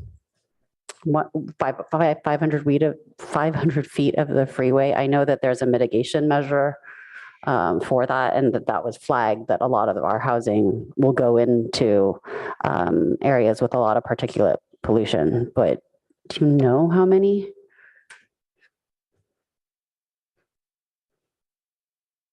I don't have an exact number, but figure 4 of the addendum shows the number of identified. Is there a packet page? Sites.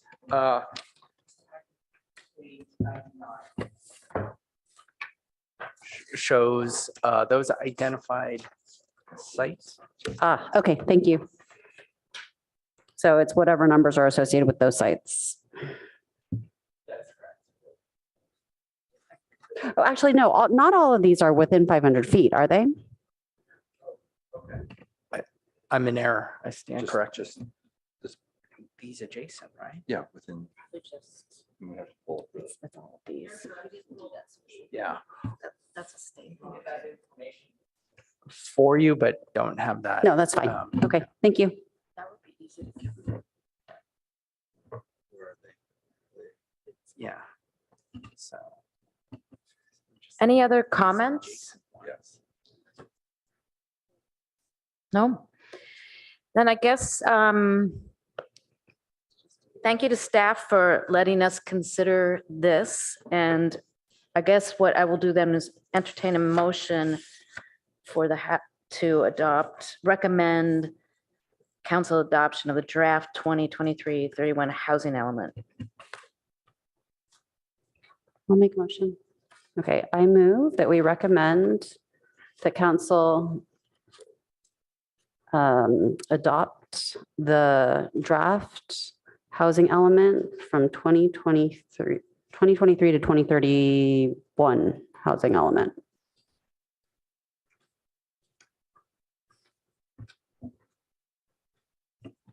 Do I have a second?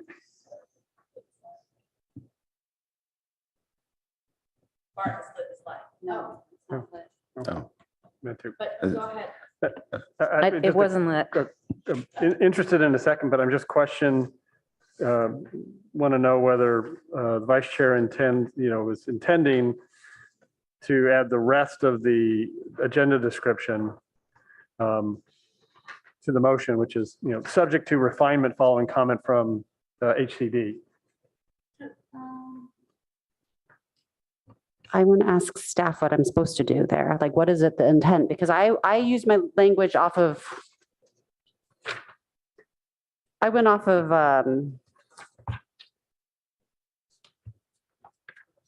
the recommendation. Yeah, packet page 68 is what you're looking Sorry, at. Yeah, there it is. Yeah. Yeah. Okay. Yeah. So I guess the question to staff is, do you want us to include or not include the refinement concept? Maybe put the slide up. We would like that to be included. So that was an oversight that it wasn't part of the recommendation. Okay, yes. So then I would like to, so I move that the PTC recommends the city council the adoption of the draft 2023-31 housing element subject to refinement following comment from the Department of Housing and Community Development. There it is.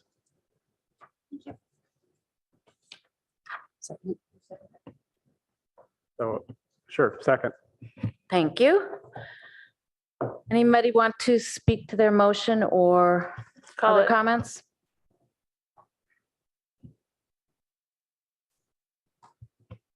Then could you please call the vote? Chair Suma, Yes. Vice Chair Chang, Yes. Commissioner Heckman, Yes. Commissioner Rectal, Yes. Commissioner Templeton, Yes. motion carries 5-0.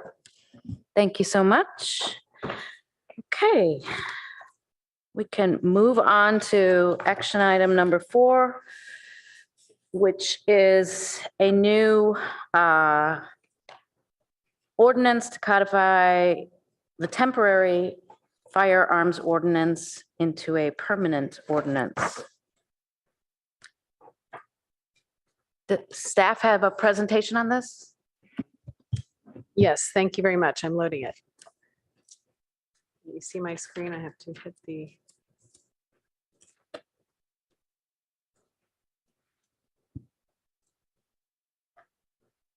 Whatever. Okay. Yeah.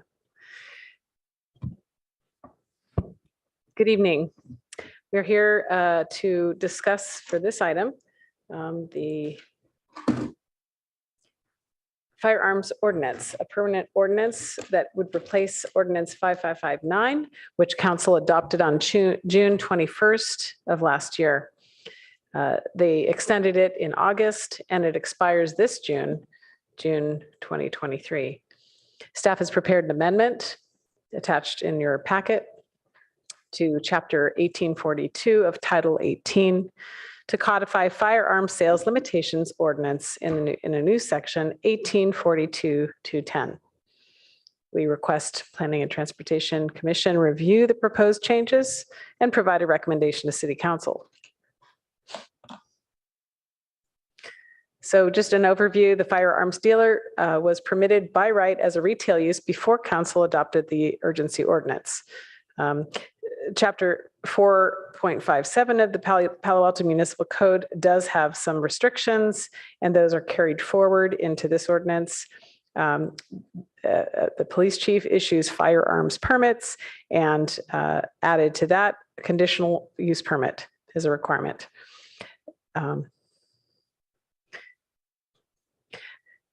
So there's a definition of firearms dealer already in the municipal code that's being carried into this chapter 1842.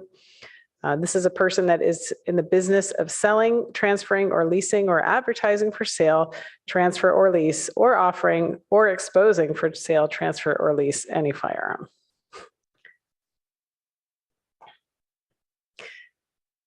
So the new code section would codify the requirement for a CUP approval pursuant to existing Chapter 1876 regarding permits and approvals, and Chapter 1877 regarding the processing of permits and approvals, and formalize the city's ability to impose reasonable conditions of approval. And this also would relate to the formula retail section and the standard staff review process. These are the items that are in the new ordinance in your packet. Then we get to the map. So the map, there's a map in the packet. And your packet, the paper packets, showed gray and not green. The online version shows green areas that basically follow the bullets on this slide, that firearms dealer, if they apply for a firearms permit and a CUP, they would not be able to get those in these areas shown in green. I'm sorry, the areas shown in green are the areas where they could get firearms permits because they're not within 250 feet of residential uses. So you'll see it's a bit counterintuitive. There's some areas that are retail, but because they're so close to residential, they're wiped off the ability to get a firearms permit.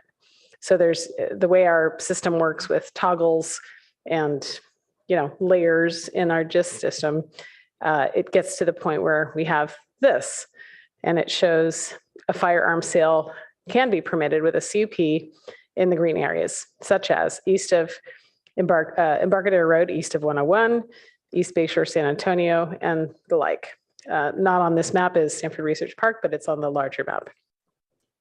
So that concludes the presentation. If you would like to go see the ordinance, I don't think I have anything but this piece here. This piece, purpose definitions and the CUP requirement. Albert is still with us, I believe. And Albert was present when this went to council in June of 2022. Thank you for the presentation. Do we have any public speakers for this item? No. Okay, thank you for that. Then I see I already have a light. So go ahead, Commissioner Templeton. Thank you. Can you go back to the map, please? Why is East Meadow Circle in there? This neighborhood surrounded by neighborhoods. Is there industrial use there or something? So it's 250 feet. I'll go back to the page before this that shows what threw some things out and kept some things in. A portion of East Meadow Circle is beyond 250 feet of residential areas is the answer to that.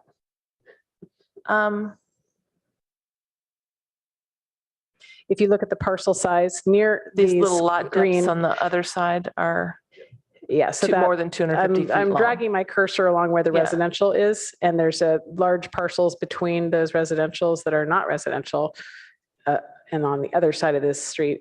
East So Meadow Circle. they're adjacent to one lot, but that lot is more than 250 feet long. Correct.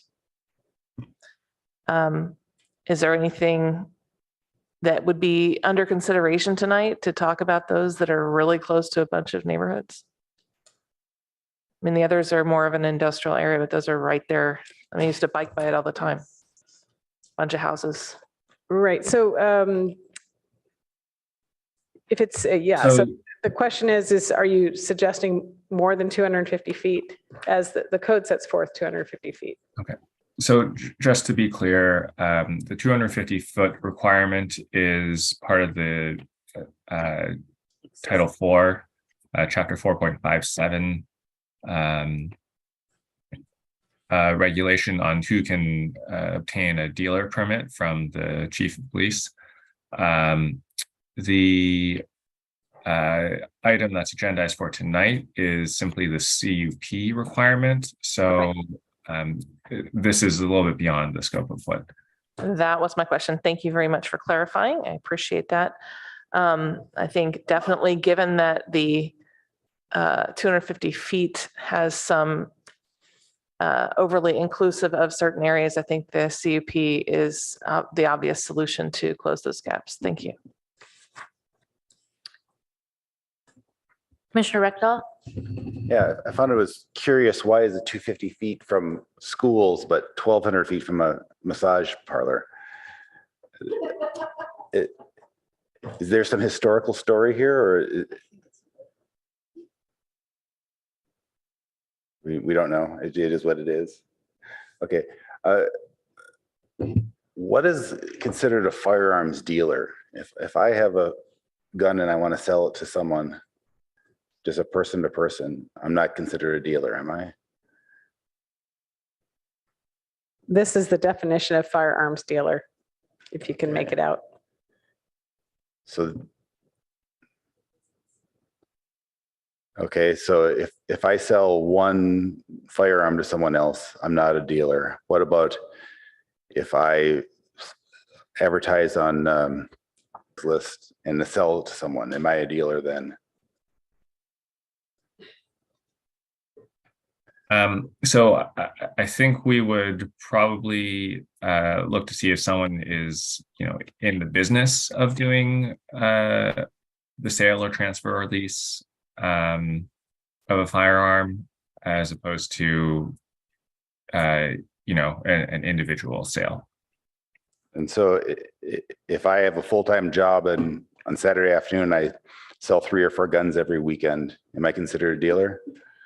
I think we would probably consider that being in the business of selling or transferring, et cetera, firearms. And then they would need a CUP to do that. Yes. And First, they would need a permit from the police. And then in order to establish a land use in like a physical location, they would need a CUP. Okay, so they wouldn't be able to do it out of their garage anymore. Right. Okay, so there's a certain frequency at which they become a dealer. Okay, thank you. Commissioner Heckman? So I'm curious about the definition of firearms dealer. And Mr. Yang, I'm wondering if you, particularly the word transfer, right? Because I'm not sure if that means transfer of possession or transfer of title. And so I'm wondering if this definition, came from some related state law and that we're parroting, or did we create it? To be honest, I do not know. It's a definition that is existing in our code in chapter 4.57, and that chapter was adopted in 1996. So its origin is much like the 1,200 foot distance from a massage parlor is somewhat lost to time. Yeah. I do think on that issue, I think that I've seen similar ordinances. I think the idea, Commissioner Rectal, is to keep uses that could create problems kind of apart from each other so that we don't get a collection of, problem uses all concentrated in one area that they tend to, feed off each other. I'm surprised that, for example, alcohol or bars are not included in that. That would be, I think, more problematic than a massage parlor. But anyway. Schools are pretty problematic too. Yeah. I mean, come on, let's look. Yeah. But it's out of scope for today. So, So if we can go back to the slide we were just looking at, the one with the definition of, yeah. So, no, not that one. Yeah, that one. So I know 457 is not before us tonight, but when I read this, it says the middle little paragraph here that 457 defines firearms dealer for the purposes of that chapter only, right? Which is why in our new ordinance, we're pulling the definition in. But I did just want to, and I meant to go read 457 to see, but if 457 actually says that, it defines it for purposes of this chapter only, then at some point you probably need to do some cleanup language in 457 not before us tonight, to, On my phone. yeah, Read it. to have it not say that it's for that chapter only. Anyway, that's just something for future consideration. I was curious, and looks like the chair has pulled up 457. How many definitions are there in 457 point, I think it's 010, other than firearms dealer and seven definitions? 7 definitions. Okay, all right. And are any, when I look at the draft ordinance, we're pulling that whole thing into 1842-210. Are there any other defined terms in 4.57010 that we're pulling in, or are we just doing it generically, even though we're really only pulling in firearms dealer definition? So we are pulling in a definition of engaged in the business. That helps to clarify firearms dealer. We're also pulling in the definition of firearm. Okay, great. The other definitions are, chief of police, city, Department of Justice, and person, which are, general terms, but are helpful for clarifying the primary definitions that we're worried about.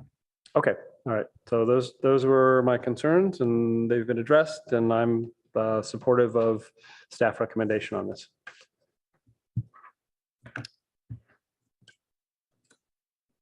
Commissioner Chang? I just wanted to speak to Commissioner Templeton's concern in terms of what's on the table and not on the table tonight around East Meadow Circle. The good thing is that the housing element will redefine things and rezone things for housing. And so East Meadow Circle will probably be eliminated based on my eyeballing of the map. That is awesome. Full circle tonight. Thank you. Yeah, and as long as that map was just included, to kind of give us a general sense, but it's already outdated because it also it doesn't recognize University Terrace. So it's probably shouldn't be included in any official way. It doesn't show it on this close-up you have. But I was going to agree that map would need to be not included as an official part of the ordinance. Okay. And I did want to just say that I'm supportive of this ordinance because in addition to kind of dealing with the loopholes that Commissioner Templeton talked about, that if, say, massage parlors were a particular use were to, in a retailer area were to disappear, we might see additional green spots pop up on the map. And so I think it's really good idea to have this conditional use permit in place for this usage anywhere in the city.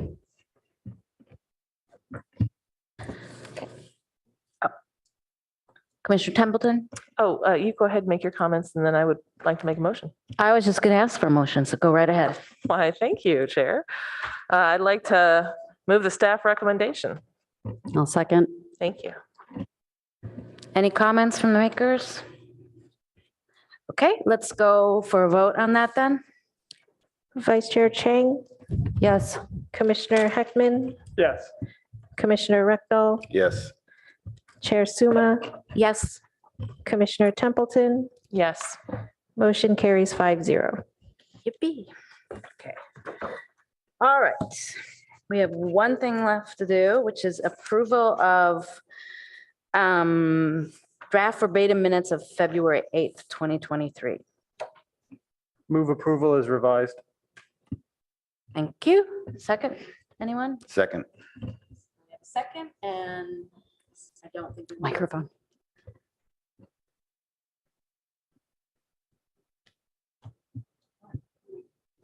Oh. I thought it was. Thank you. We have a motion and a second, so let's go ahead and take the vote. Vice Chair Chang, Yes. Commissioner Heckman, Yes. Commissioner Rectal, Yes. Chair Suma, Yes. Commissioner Templeton. Yes. Motion carries 5-0. All right, thank you. So guess we have time for any comments now, commissioner comments or reports or Commissioner Heckman? Yeah, thank you. So I just wanted to acknowledge that I noticed and appreciate our new improved staff reports. The hard copies we get, we now have these little side tabs, which are very useful. I love the Of course, when you're looking at it online, you don't see that. But what you do see online is that every page now has a little label in the upper right-hand corner. So instead of just like item 3 or 3A, and then you have to guess what it is, it actually tells you what it is. And so these are really nice upgrades, and they are appreciated. Yeah, thank you. Yep, I liked it too. Commissioner Chang? Yeah, so I wanted to, at the beginning of the last PTC meeting,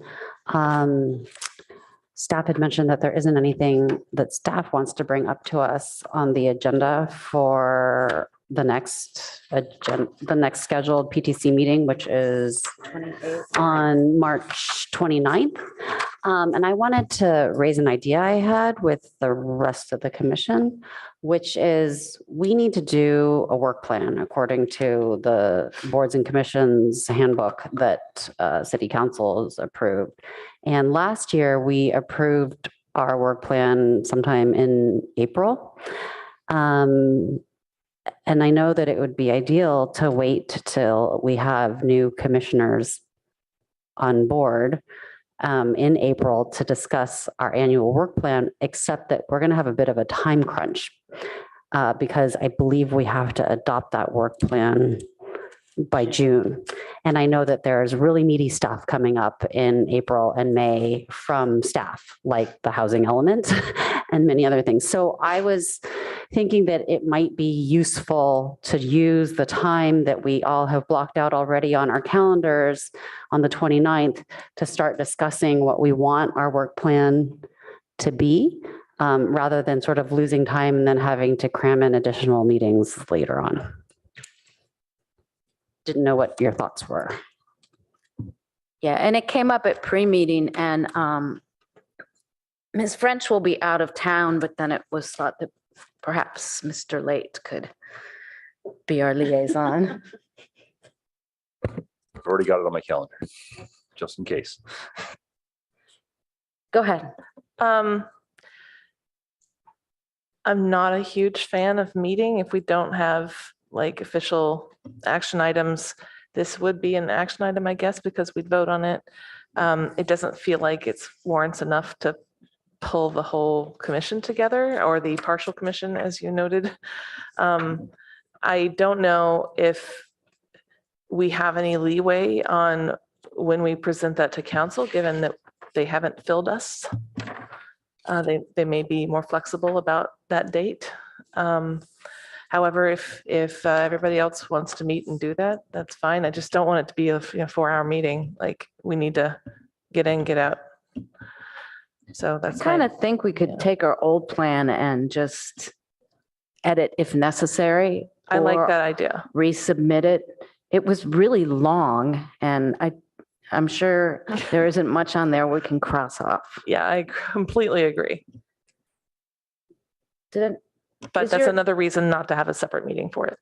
Yeah, or just a brief meeting. Commissioner Heckman, was your light on, or? It was, but the question got answered. I just wanted to make sure that staffing wasn't an issue. I knew Ms. French was going to be away, and I just wanted to make sure that that was covered. I can go either way on this. I'm happy to show up on the 29th to talk about just this. I'm happy to put it off until the 12th. You know, one of the things we don't have to do on the 12th is an election of officers, because we've already done that for the next year. So we've saved that time. So, but either way, I'm fine. I don't think the election of the appointment of new commissioners really drives this. They're going to be new, and they're not going to have a lot of opinions, I don't think, on the work plan. So I'm not a fan of coming in for meetings, but also not a fan of long meetings. So I'd rather have more short meetings than less long meetings. And so I'd be willing to come in, but I could go either way. Go ahead. Okay, then, I don't know. I mean, there's no motion for this kind of thing, but I would just suggest that we come in and we work off of the last work plan and then, look at what we did and didn't do and see if there's anything new. And then eventually we're going to have to, it would be more of a study session because then staff has to make any changes. And then it'll come back before us with the full commission, because I do want new commissioners to be able to raise new priorities if there are any, but those could easily be added. And at the same time that we approve a work plan. So that way, I think we just get knock things out and that we're not having midnight meetings. Will this count as our retreat? I think it might count as our retreat. That was also the challenge. That's my trade-off. Yeah. So I think I was also concerned about the logistics of finding a new time for all of us to have a retreat. And at any rate, if we decide that we want to talk about our work plan, it would then have to be a public meeting anyway. So if we want to have a social retreat, we can decide that separately. Although retreats are public meetings and so we could talk about other things in there too, as long as we agendize it. Well, I'm game either way. I'll show up. I think we should be mindful of staff's availability and plan for a short meeting if we're going to do it. Does that sound good? Does staff want to let us know? Sure, about the 29th. I'll, the plan is already locatable, that's a word, on the PTC webpage. There's a link to it, but I'm happy to send that out to the entire commission for your ease to start the journey of looking and seeing what we already said we're doing for this past year. I think we can all find it on our own website. Okay. And why don't we all take a look at it and then we'll wait and see if staff wants to do it. Is that agreeable to everyone? Maybe we should have some transportation study sessions that day too. Yeah. What's that? Well, maybe we can have some transportation study sessions that day too. Yeah. If transportation is. If we're all going to come in and there's other things that you could bring before us for a study session, I think that would be a good use of everyone's time. We'll reach out to the Office of Transportation and see if there's anything they would like to share. Okay. We made some specific requests today. I heard that, yeah. Okay. With that, I will call the meeting adjourned at 10:05. Would have been before 10 if we hadn't had this last